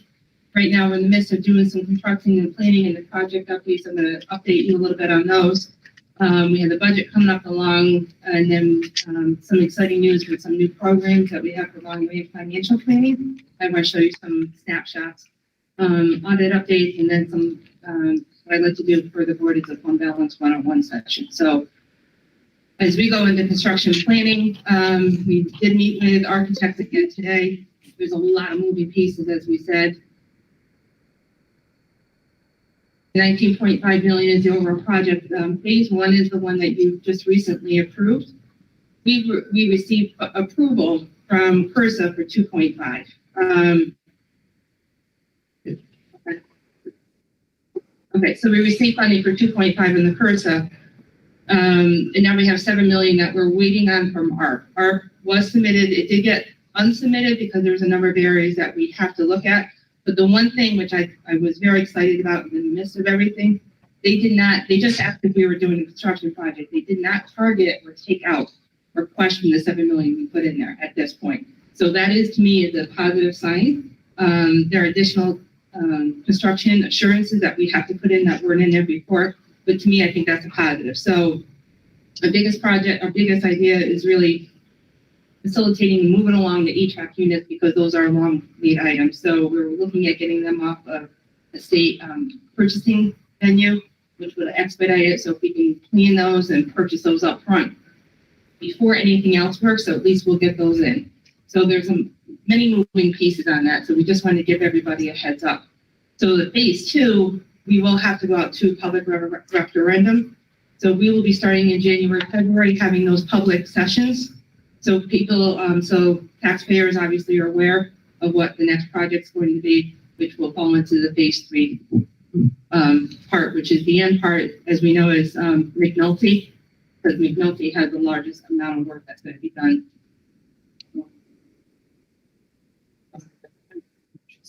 This one? I got you. Oh, it moves that way. Sorry. No, it's not a slide that way.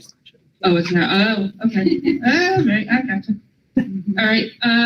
So the project, you'll see a lot of upcoming public sessions that we're going to have because we will have to have a March vote in order to move forward. So there is a lot of work to be done between now and March, but we have to do that because of the federal funding and the time span that we have within that federal funding. So as we were looking forward, we did mention this before, we do have those safety issues at McNulty. Our architect did give us a preliminary drawing of what if we revamped the parking loop in front of McNulty. So it was a positive sign. He's working for keeping our architect very, very busy. So that parking loop, we're estimating about $2 million construction cost. So that's another issue where we're trying to see if we can tie it into some small piece of $10,000 or more work inside the building. And that way, what they consider site work outside can be gainable. So it's those trying to get the most for our fee. One consideration that we're looking at in order to optimize and was looking at taking, and again, this is something that the board will have to decide and look at, is taking where the tennis courts currently are, which is under the project that we have now, but was postponed because we maxed out our site work and did the baseball field, is whether or not we want to look at using the tennis courts up at the top of Lynch and expanding that to assist with some parking. That will have to be a decision made because again, we have to move forward with our architects. So we're going to be looking at that. Excuse me. It's not just the tennis courts, but does that also extend to the basketball? The basketball courts as well. So tennis courts and basketball. Correct. So our architect is going to be drawing some more renderings, but again, that's 100% board decision whether or not you want to move forward with that. There was another option because of the congestion of work at McNulty. So again, part of that is going to be looking at fund balance, and that will again be part of that key to that long-term financial planning as we move forward. No, it doesn't move right. It's not a regular No, PowerPoint. yeah, go back up. Yeah. No, that is my PowerPoint. It's a PDF. So it doesn't come as a slide. I think. I can move quite fast. Okay, so as we move forward, one of the biggest things that we always are talking about is our long-term financial plan. There's a lot of items that are coming up that we've been talking about. We talk about the home care health center. We talk about the McNulty parking loop. There is a lot of things that are going to be key to looking forward and how we can maximize or use that fund balance.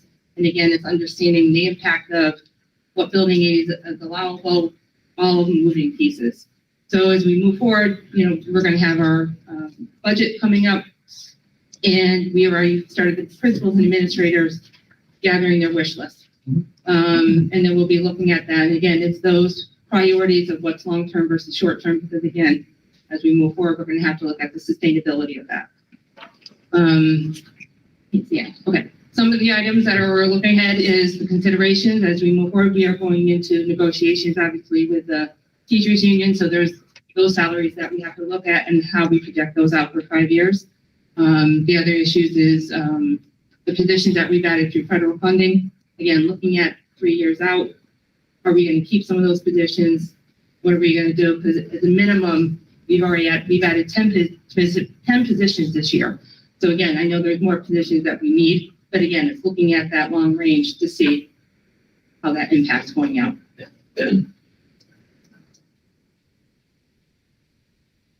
So as I mentioned, we have a new tool. It's called Forecast 5.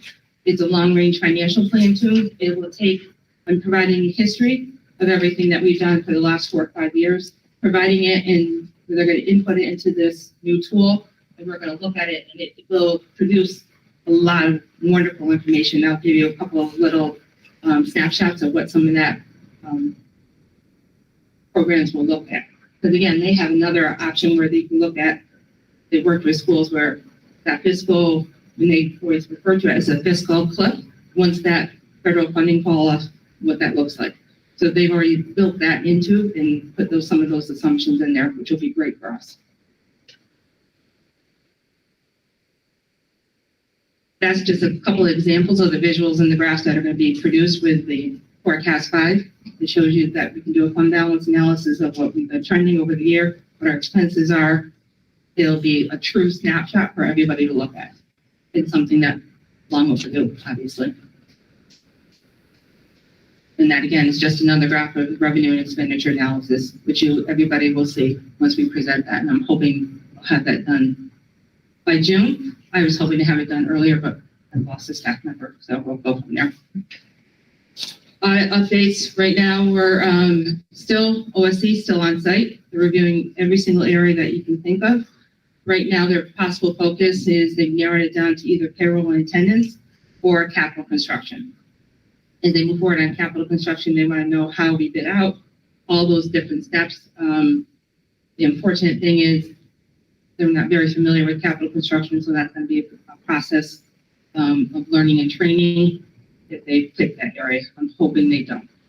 We also have an IRS audit that we're still going through. We've been providing documentation, the latest that related to payroll, and they're comparing our payables to 1099s. We just sent a whole list of information over to IRS for them to review as well.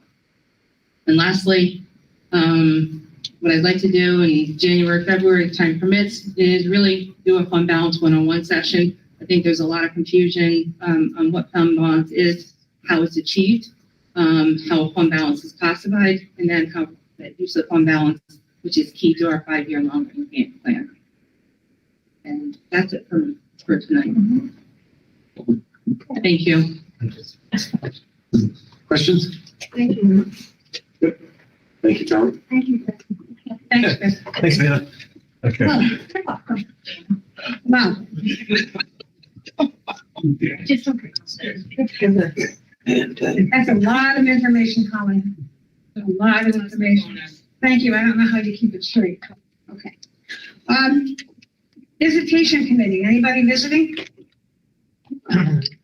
Visited.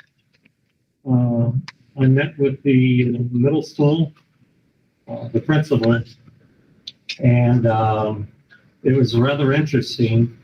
I don't know what our numbers, I don't think we're getting a report on this, but let me give you an example as of yesterday. There were 13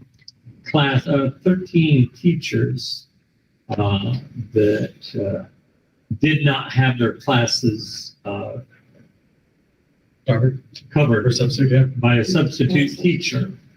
Now, that is not including the classes where substitute teachers were brought in. That's 13 classes without, meaning evidently this program that we had for incentive to our full-time staff and faculty, they are taking their off periods and covering for these other classes. As I walked through and I met with various teachers, I found it interesting to see that our, and again, we don't have that on here, but I found it interesting to see that our attendance levels have come back. That was somewhat, because this is the first I've been asked to actually visit any of the schools. Oh, you mean student attendance? Yes, Yeah, student attendance is back, and it's back with a vengeance, where the teachers I spoke with are saying 90% return rate.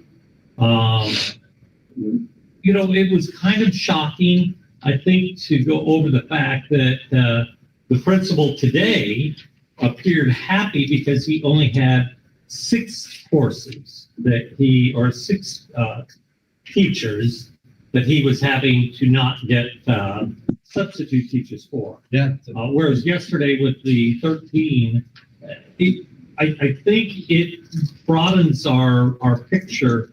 And I can imagine that the high school is probably not doing too much better on their numbers. What are they at right now? Like this, can you give me an example of this week? I mean, it's daily. Lisa sends out the request for coverage daily, and they have a spreadsheet that I can share with the board, but it's generally 15 to 18 teachers are going to be out. It's, 10 or 15% in a day. So for Dr. Lewis to be excited that he's gone from 13 to 6, but that 13, that was not including the substitute teachers. How many substitutes are we getting in each day? In each building? Like, let's take middle school. Yeah, we're putting out requests for probably 18 to 20 teachers, I would say. But that's system-wide, correct? Within the middle school? Oh, no, I'm asking how. Not district-wide, no. Oh, not district-wide. No, I mean, I had an email from Sully Beth the other day. There were 7 classes that needed to be covered, 6 periods that weren't covered, so they had 7 that were not covered. But I would say there's probably 40 classes a day that need to be covered, so it's substantial. 40 classes, okay. It's substantial. So I looked and I listened to the students as I walked through the halls with Dr. Lewis. And they're definitely not the students that I remember when my daughters attended there. They seem to be much more vocal in a negative fashion, just in discussion as we walk through the halls. And I'm concerned about our teachers and what they're having to, at what point, what are you addressing as a superintendent to help out with our teachers having to deal with students? I gotta tell you, Dr. Lewis he reminded me of being an Army officer. He was extremely functioning under pressure. I don't know what that woman was talking about earlier, but I have to tell you, while I was there, I observed quite a bit, and it's shaken me to the quick over the last few hours even of what our teachers are having to deal with the student population that was, and this is clearly in the hallways as they were moving from the cafeteria into, we're still eating in the gymnasium. And it was extremely rude. I'm not used to seeing that. Yeah. And I'm wondering, so is that just is that indicative only of, is there a microcosm of the middle school?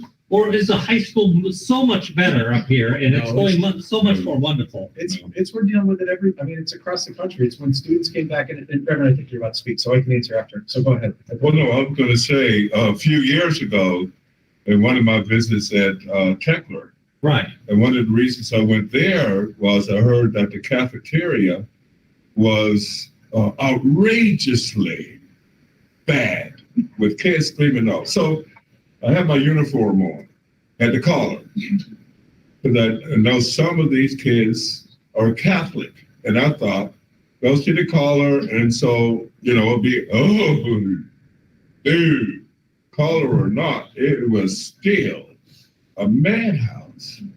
So it's not just, in my opinion, it's not just in this season. Our teachers for a long time has had to put up with a population that is unappreciative. Not all of the kids, but some. And then I'll say this, it is not indicative of the superintendent to control or to cause that to go away. It's our society that causes that to happen. It is our upbringing that causes that to happen. A lot of situations, but our teachers have been under stress for a long time.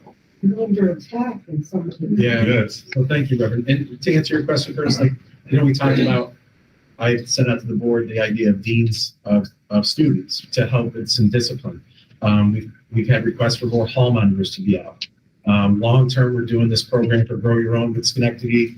The idea of the community college and that to get more teachers in the pipeline, because teachers, the profession, when APPR started and Governor Cuomo started, they got less teachers in the programs, going in the system. So we've had a shortage there. It's made it more difficult, so there's less people involved. So we're doing long-term, all the things we can to work with colleges and make these articulation agreements and partnerships. Having the foundation to try to get more resources, to get more technology into the classrooms. The teaching assistants are meant to help the teachers, to get, our AIS teachers, to get more time with the kids. So working on the substitute pool. So I think we're doing an awful lot during a really difficult time. And as I mentioned, December 10th, we said teachers need time just to decompress and not more professional development. So we recognize it. I think we tell them all the time, we appreciate them. But as Reverend said, there's a lot of things societally that we're dealing with. So I'm always open to ideas, but I think we're handling it fairly well, short-term and long-term. We did, increase in coverage for teachers to cover other classes. We're trying to look at other school districts, Mr. Roberti, and I see, I see somewhat of what you're speaking about, but I don't see many of the problems that we have here.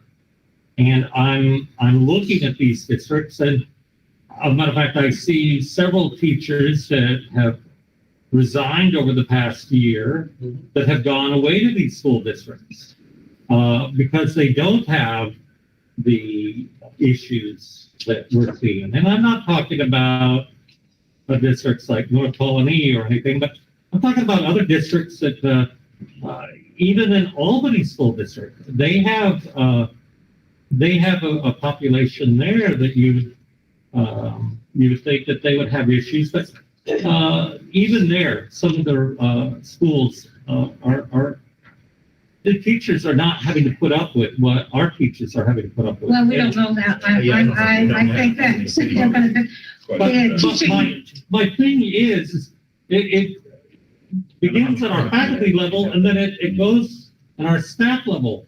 I'm looking at, I keep seeing these messages about we're having to use our AIS. Yeah. I mean, we worked extra hard to get AIS funding together this year. And now we're having to use our AIS funding just to take over normal classrooms. It's terrible. It's nothing we want to have. It's terrible. And I mean, I'm looking and I look at the people as I drive by that are working, like this fair lady here that earlier that are out and it's just, we've got aides, we've got noon duty aides that are lunch aides only. A lot of these people, they feel as if they're underpaid for what they're having to deal with. And everyone feels as if money is going to be the thing that's going to take care of everything. Okay? And that's a perfect segue for me to talk about the finance committee, okay? I'll go right ahead, John. All right, okay. The finance committee Just was, suffice it to say, if you haven't been out to your school, the visitation thing, it went well today. And I was so proud of our facility up at the middle school. Looks primo nice. Nice. We need a paint job here at the high school. Okay? Dr. Bush, I'm sorry. Helped out there. Hiring this year. Are you going to come back to visitation or are you just moving on? oh, I didn't know if there was any more. Yeah. Okay, go ahead. I'm just trying to get where the answer is. I visited the high school on a couple of occasions, and a little bit differently than how Mr. Penninger experienced with the middle school. I observed our administrators, and I visited a time that they were not expecting me to be there. It was the time that I was dealing with some issues with my kids. But I was able to see the principals out and mingling. Mr. Roberti was seen in the halls as well, walking through. And so that was refreshing to see. Oftentimes when we call and we say we'd like to do a visit, then of course, things are prepared for us. And so that we will see certain things and not see other things. But when you appear when no one knows you're going to appear, like some of us as parents, we got to be there. No, it's refreshing to see the things that we hope as a board that our administrators are doing, our superintendents are doing, and so forth, without, and I'm not suggesting that they always play it up, but when you see a consistency when they're not expecting to see it, even though it's changed. Yeah, I mean, they're doing their job, and we're very grateful for that. And that brings me to the finance committee. The finance committee was developed in conjunction with the audit, finance and audit money. And everything that we've talked about tonight is all about the money. And it takes a lot of money to do what is necessary and important for the students in this district. And every year, the needs of our students and families becomes greater and greater. But I just wanted to review with the board what the finance committee's role really is. And you heard Colleen give a presentation about all the things that are going to be happening in the district, have been happening in the district, and it's all about managing the finances. And we know as a Board of Education, some of us have been on for 11 years, that we know that our role as a Board of Education is to be fiscally responsible to the citizens in this city. We need to make decisions that are based on substantiation of the need. And boy, did we hear a lot about needs today. We know where the funding is, but But we also have to figure out, how are you going to disperse the money? How are you going to put it where the needs are? And every one of us tonight knows that the needs of students and the staff in this community are very, very great. So that's a challenge. We have to know where the funding sources are going to be coming from. And with CURSA and ARP, there's money coming in. And for the first time in so long a period of time, we're doing some enrichment for our children that have never had it in many, many, many years. And that's what we're all about, Board of Education members. We're all about what's important for the kids. Anyway, we have to follow a process to acquire the results and the request. We have to quantify the results. What are we getting for our money? What is the biggest bang that we want to see for where we put our money? We have to follow a process. So when there are requests that are going to cost money, we have to be able to sit down as a finance committee where it should come first so we know what is precipitating the request, how is it going to be funded, where's the money coming from, is it something that's coming from grants, does money have to be transferred, and on and on and on. So I think many times, and we've asked this before, quantify the results. Let us know what's happening with some of the things that are put into place. Demonstrate the positive and negative effect of what has occurred. We keep putting money out there, but tell us what's the effect the monies are having, and substantiate the effects of where we choose and elect and vote to have the money be spent. And I guess as a finance committee, we need to hear from our colleague who sits at the table, with our superintendent who sits at the table. Tell us what the needs are. What are we going to do going forward? You heard Mr. Stefani tonight advocate for what is needed for the students. Board of Education members, that's what we are about. What is the best interest of the students? What do our students need? Do we live in a perfect community? No, we don't, but I don't think anything is perfect. And you know what? I don't know if any of you saw the paper, but Montgomery County, Amsterdam, New York, and I believe it was Fort Plain, are the two municipalities that are not going to be growing as far as generating a tax base. Think about it. And as the superintendent has said in the past, that's why we get so much money, because our students and our population and our families are poor. That being said, I just want to remind everyone what the Finance Committee's role is. And, you know, we have to be careful how we spend our money, where it's going, but the students are number one priority. And you know what? Sometimes there's never enough, but you have to make educated decisions in regard to what is in the best interest of our students first and our school district. That being said, just want to remind everybody about the Finance Committee and the Audit Committee.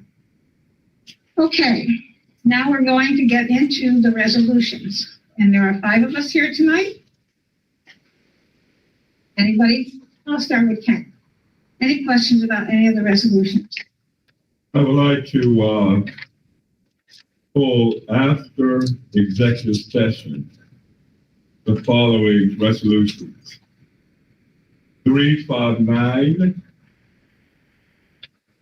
360, and 370. It seems to me that 359 and 370 are interchangeable, so that's the only reason I want to have that there. Is that all, Ken? And then I have a question on resolution number 355, and that's the Creative Connections contract. Yep. On the contract itself, the first page, no, I'm sorry. Yes, it is the first page. Under attendance, there's wording that says transition to resiliency program. Does that replace the attendance? Because I see later on in the contract explaining what the transition to resiliency is. Yeah, I think that's what Mr. Sumter just called the program, transition to resiliency. Right. Because that was the original, it had that on the front, that transition to resiliency. So he might be just referencing that. But that was his, when he gave us a proposal of what it would look like. And then Christie made it into a contract. Can you see that? Yeah, why is that over? Right, so I didn't know whether that was taking attendance out. Electronically showing like the header is going over the attendance, so I don't think it is. I think that's just the header Okay. that got transcribed over. All right. Yeah. So that was my question. Because I'm But I like the information on the attendance. I'm thinking, why in the world would we take that out? No, that's all part of it. Okay, Good question. so I'm done. Thank you. Don't worry, I have no questions. Mark. I had a couple concerns about 355 as well. Mainly is this, the lump sum of 35,000, is it starting the half year? Are there any? They haven't been paid anything, and it would be paid out over months, right? Not a month. So it started in September. So when he started in September, he started doing, he hasn't billed, they just billed us. He will not pay him until he provides a listing of his expected impression and gives us quarterly report. So we've already been. I just, it's not a very well written contract. My apologies, but I don't see any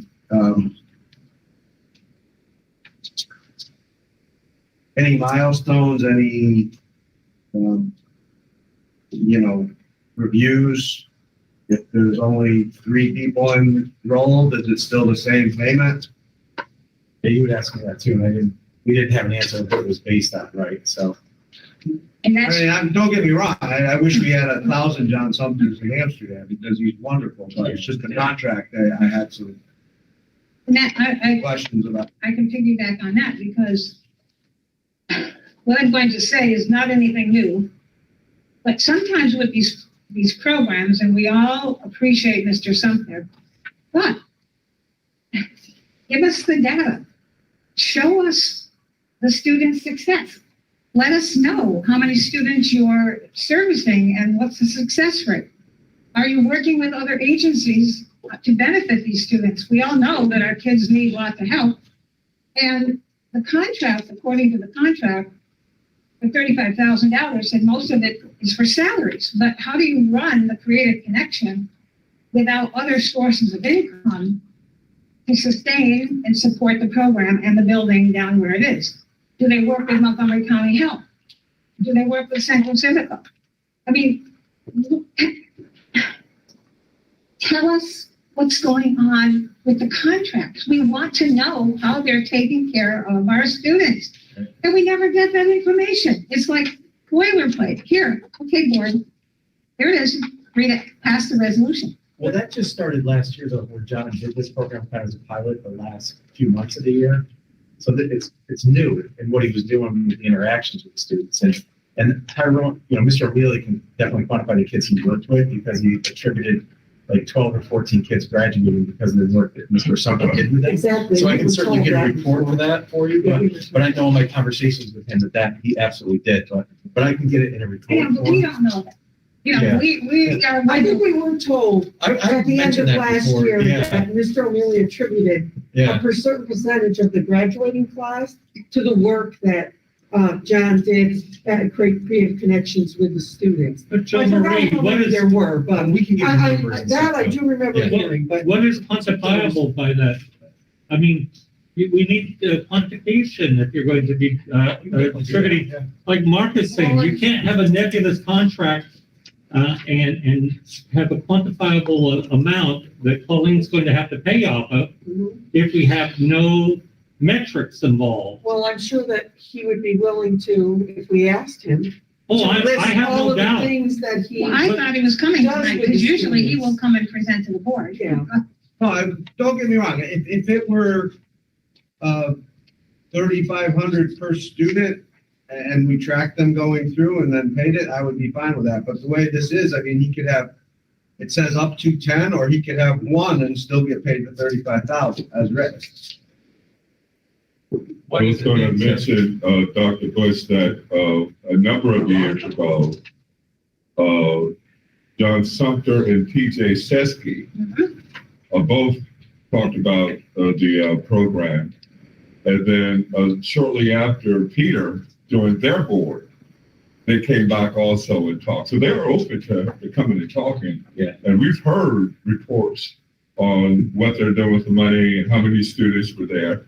So when you say we haven't, I just want to remind us that we have heard that. Oh, I'm not saying you haven't heard it. What I'm saying is every year it's got to be a different group of cohort of students. So tell us. Then I misheard you. I thought you said we don't hear from them to see what they're doing for the records and all this stuff. And I wanted to say we have heard that. So Yes, we have. We have. And I'll continue to have John give reports and give you guys content for that. So that's fine, which he absolutely can do. And I think, I'm sure he'd be happy to. He gives students rides. He's working with, I think he's working with over 30 students. So. Oh, I'm going to approve. I think it's a great program. It's just But you just want to see it. And the paperwork is. Mr. Mysak looked like he was. Yeah, one of the things would be is that although the contract says it's for 2021, 2022 time period, it doesn't really set forth a particular date. Doesn't provide, are we paying $35,000 tomorrow? Are we paying them on a weekly basis, a monthly basis? Are we paying them backwards from September to now? Or are we paying him, $35,000 for January 1st to December 31st? So I had reached out to Tyrone and I had indicated about that. He submits his invoices, and depending on either quarterly or monthly, that he makes sure that any detail on the invoice, like he's talking about, he's listening, he serves that Friday. So days, what he done, what he has done for that month, so it substantiates the value that we're paying. It didn't. And are we paying them backwards from September to now? He didn't know he was gonna, he put the invoices down. Oh, he just finished. So can we vote on that separately? Sure. Thank you. Which resolution is that? 355. I had no other comments, Dr. Bush, on any of the others. Thank you. Okay.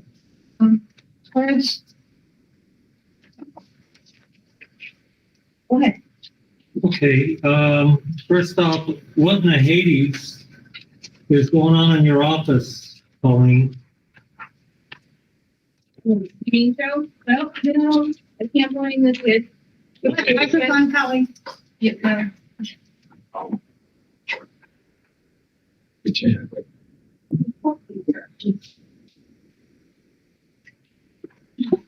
So Joe was basically approached. He was on LinkedIn. He has a wonderful opportunity. He really does. He's 24, 25 years old. He's going to a company that they're growing and expanding. They're going to provide him CPA license and training. It's a wonderful opportunity for him. And you can't, at this age, we can't blame him for moving on. And it's, right around the corner from where he lives. We got to get another degree. Right in SUNY campus right in Denver, so this is going to be. It's a great opportunity for him. Thank you. Next is over at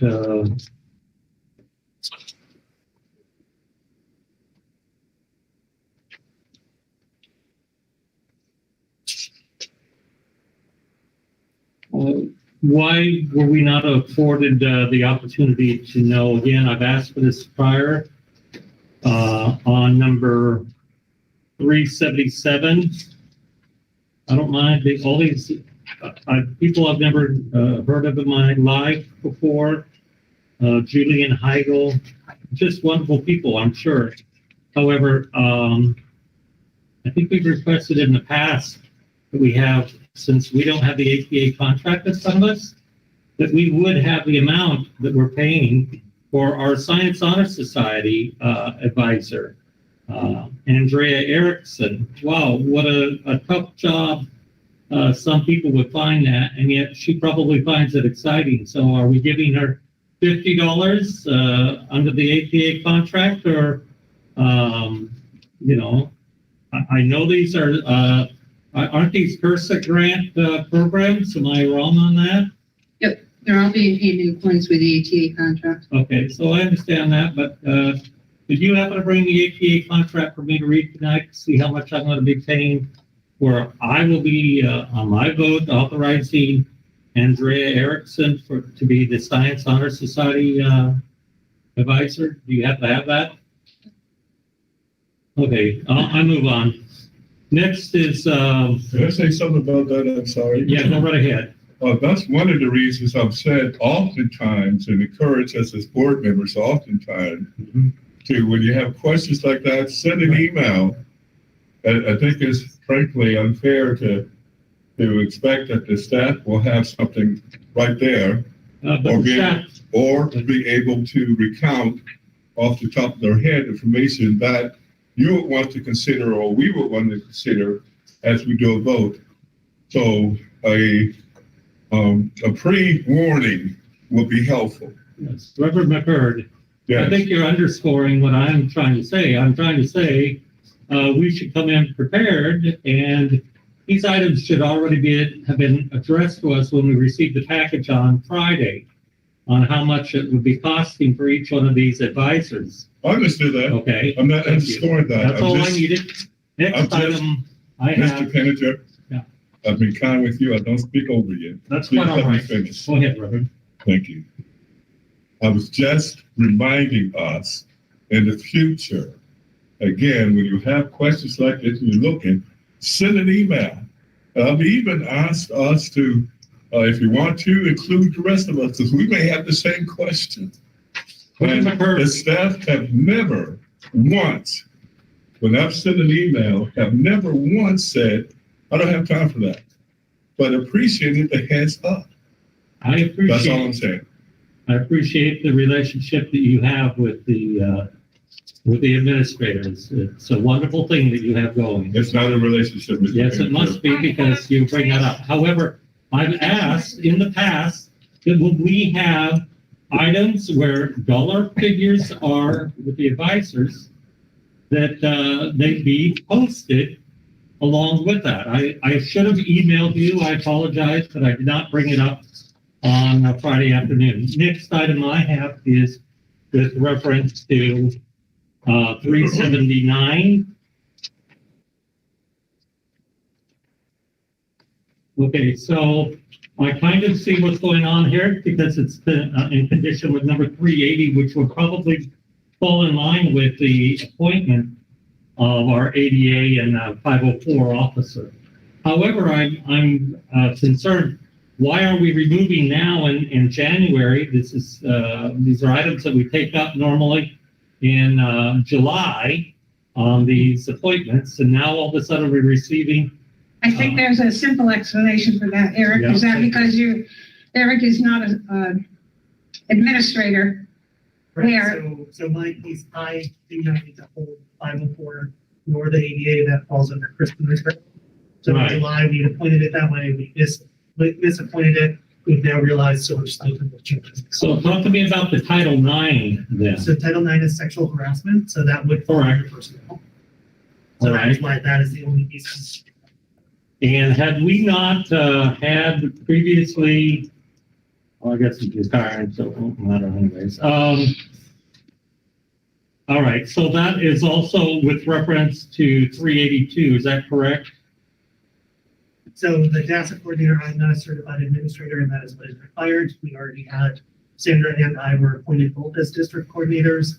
Yes. It's only removing from mine, and Sandra is keeping the DASA coordinator. So what has happened, as you are aware, as a district, these coordinator positions and compliance officer positions come with a stipend. Are you stating these do not? They do not. Okay. These are all additional duties. Additional duties, all right. And my last one is with reference to number 384. Are we going to discuss this in closed session, or do you are you going to bring that up now? This is with reference to approval of the CSEA representation of the teacher's assistants. So we actually took that off. We I withdrew understand. that. So you were completely withdrawing that. 384 was withdrawn. Okay. 383 is staying, which was the terms and conditions for the teaching assistants. Oh, that will be fine. Right. Okay, What that's happened was, at the end of the day, we got a request from the Teachers Association to discuss what bargaining unit would represent the teaching assistants. So is that a last minute request out of ACA to, Initially, they hadn't shown a lot of interest, but they Right. want to talk about it now. So we can still create the position and then ultimately they'll decide who would represent them. Thank you. You like this? I am. Thank you, Dr. Bush. Without doing. Oh, Dr. Bush, one final comment. I'm sorry. Thank you for this report. This was phenomenal. Okay. I read through. Enrollment, that is, Sandra. Wow. Over the top good this time. This is, Well, yeah, and, Eric was very nice. They've been helping with this also, but I had to take them also. yeah, you are showing us that we have 900 students sitting in our middle school. Most of our community is not even aware of what is going on at our middle school, let alone 900 students. Phenomenal. Your people, this is going back to what I used to like to see. Excellent. Thank you. Sorry about that, Dr. Bush. I yield my time. Okay. These are technicalities, and, but I'm going to ask them just for, public knowledge. Resolution 368 through 373, in the past, we have had a comment that says, pending fingerprint clearance. And Eric, you want to address why we don't do that anymore? I mean, still seems like it should be documented, but go ahead. That's fine.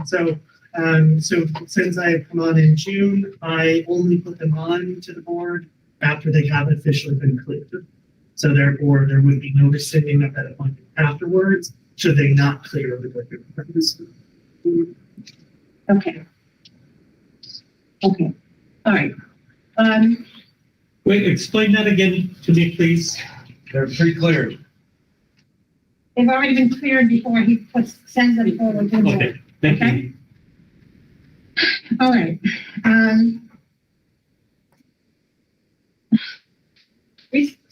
364, I'd like to go into executive session. Bill, 364. After executive session. Yeah. 365, it says rescind and replace. Board had a meeting on November 17th. Why wouldn't this person have been given approval then instead of today, December 15th? These are technicalities, but I'm asking because if there was an opportunity to approve them way back then, why are we doing it now? And just for Dr. Bush? 365, it says rescind and replace, change the date from November 22nd to November 15th. We had a board meeting on November 17th, so why didn't we do it then? That's my question, I guess. So the board did approve her full appointment having started on November 22nd. However, the other employer that she was with was able to release her prior, and so we were able to have her start sooner. So that is where the November 15th date comes in. So that is her new official start date. Okay, I don't have a problem with that. My issue is that we should have done this at the November 17th Board of Education meeting, not December 15th. Right. So what happened is that we don't know about this until afterwards. What? We don't know. You state right here you do.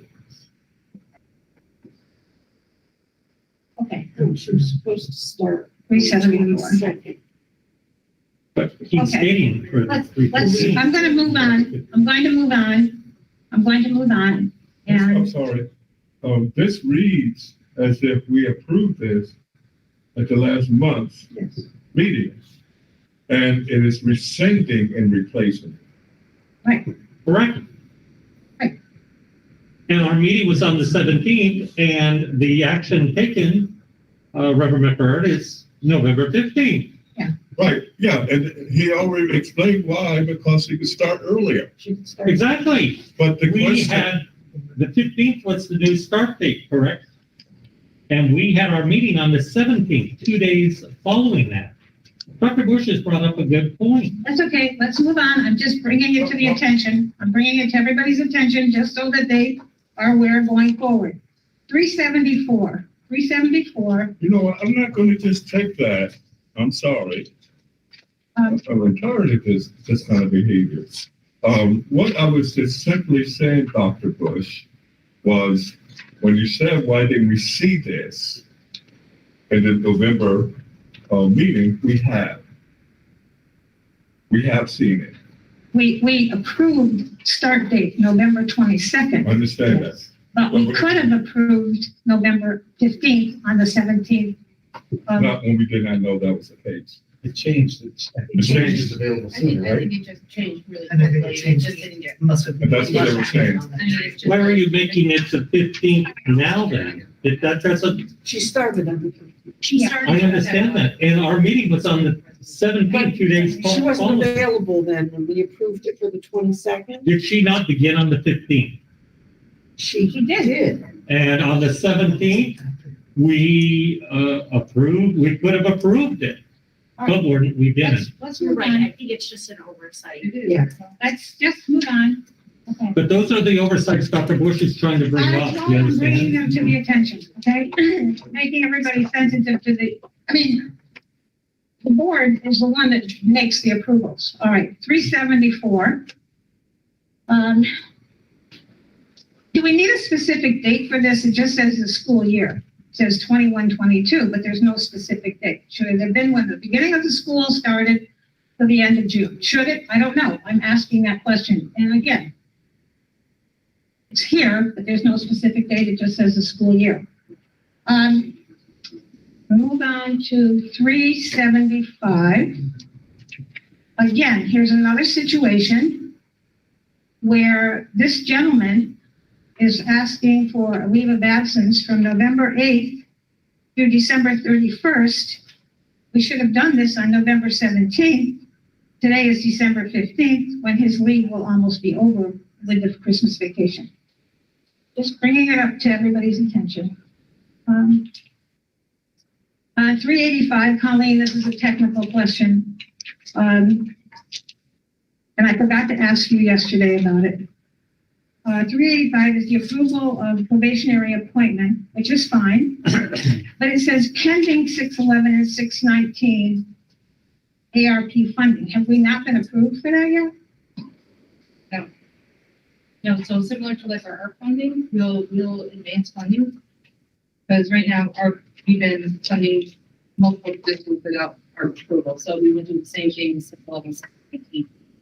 Okay, so the monies that pay people are coming out of the general fund, and then when these grants are approved, then you make the transfer. Off the top of your head, do you know what that count is at right now between you and Mr. Morrison? What was that? The total. The total number of teachers currently are now running under the general fund that we are waiting to give the 619 funding on. The 611 and 619, the speech, we have a speech therapist. Correct. That we hired, that will be coming close. And this, so again, we don't have the funding yet, but I understand that. the position. Do you know how many individuals we've had that we have hired that we are currently under using general fund that we are awaiting that funding on? About 10. Yeah, that's all I needed. Thank you. Okay, anything else? All right, Mr. Mizek, are you ready? Find out. The combination resolution will be 346 through 344. 355 is voted separately. 356 to 358, 359 and 60 after executive session, plus 361 to 363, 364 after executive session, 365 to 369, 370 after executive session, 371, 372 is withdrawn, 373 to 383, 384 is withdrawn, 385 to 388, and 388 is for executive session. I resolve that the Board of Education enter an executive session to discuss the work history and conditions of employment of particular persons. Do I have a sponsor? I will. Joe Marie will sponsor. Okay, roll call, Christie? Mrs. Powell, Yes. Mr. Walter, Yes. Reverend McMurray, Yes. Mr. Penninger, Yes. Dr. Bush. Yes. And 355. 364.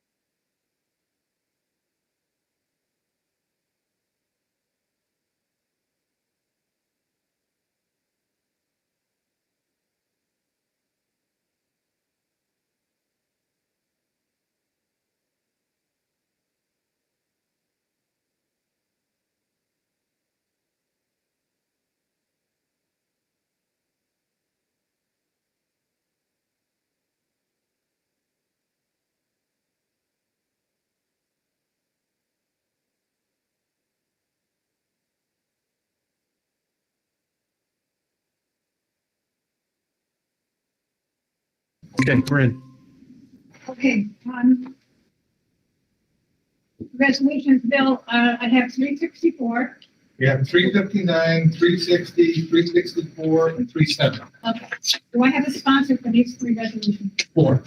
Four. I'll be the sponsor. Be a resolution to combine, this would be 389, a resolution to combine 359, 360, 364, and 367. Oh, I'm sorry, 37. Okay, roll call. Mr. Tyler, Yes. Mr. Walter, Yes. Reverend McCurry, Yes. Mr. Penninger, Yes, Dr. Bush. Yes. it's been a very Merry Christmas to all of you. Merry Christmas. Thank you. And, Mr. Roberti, do not do that to, me again. Get up here, hold on a second. You- Thank you.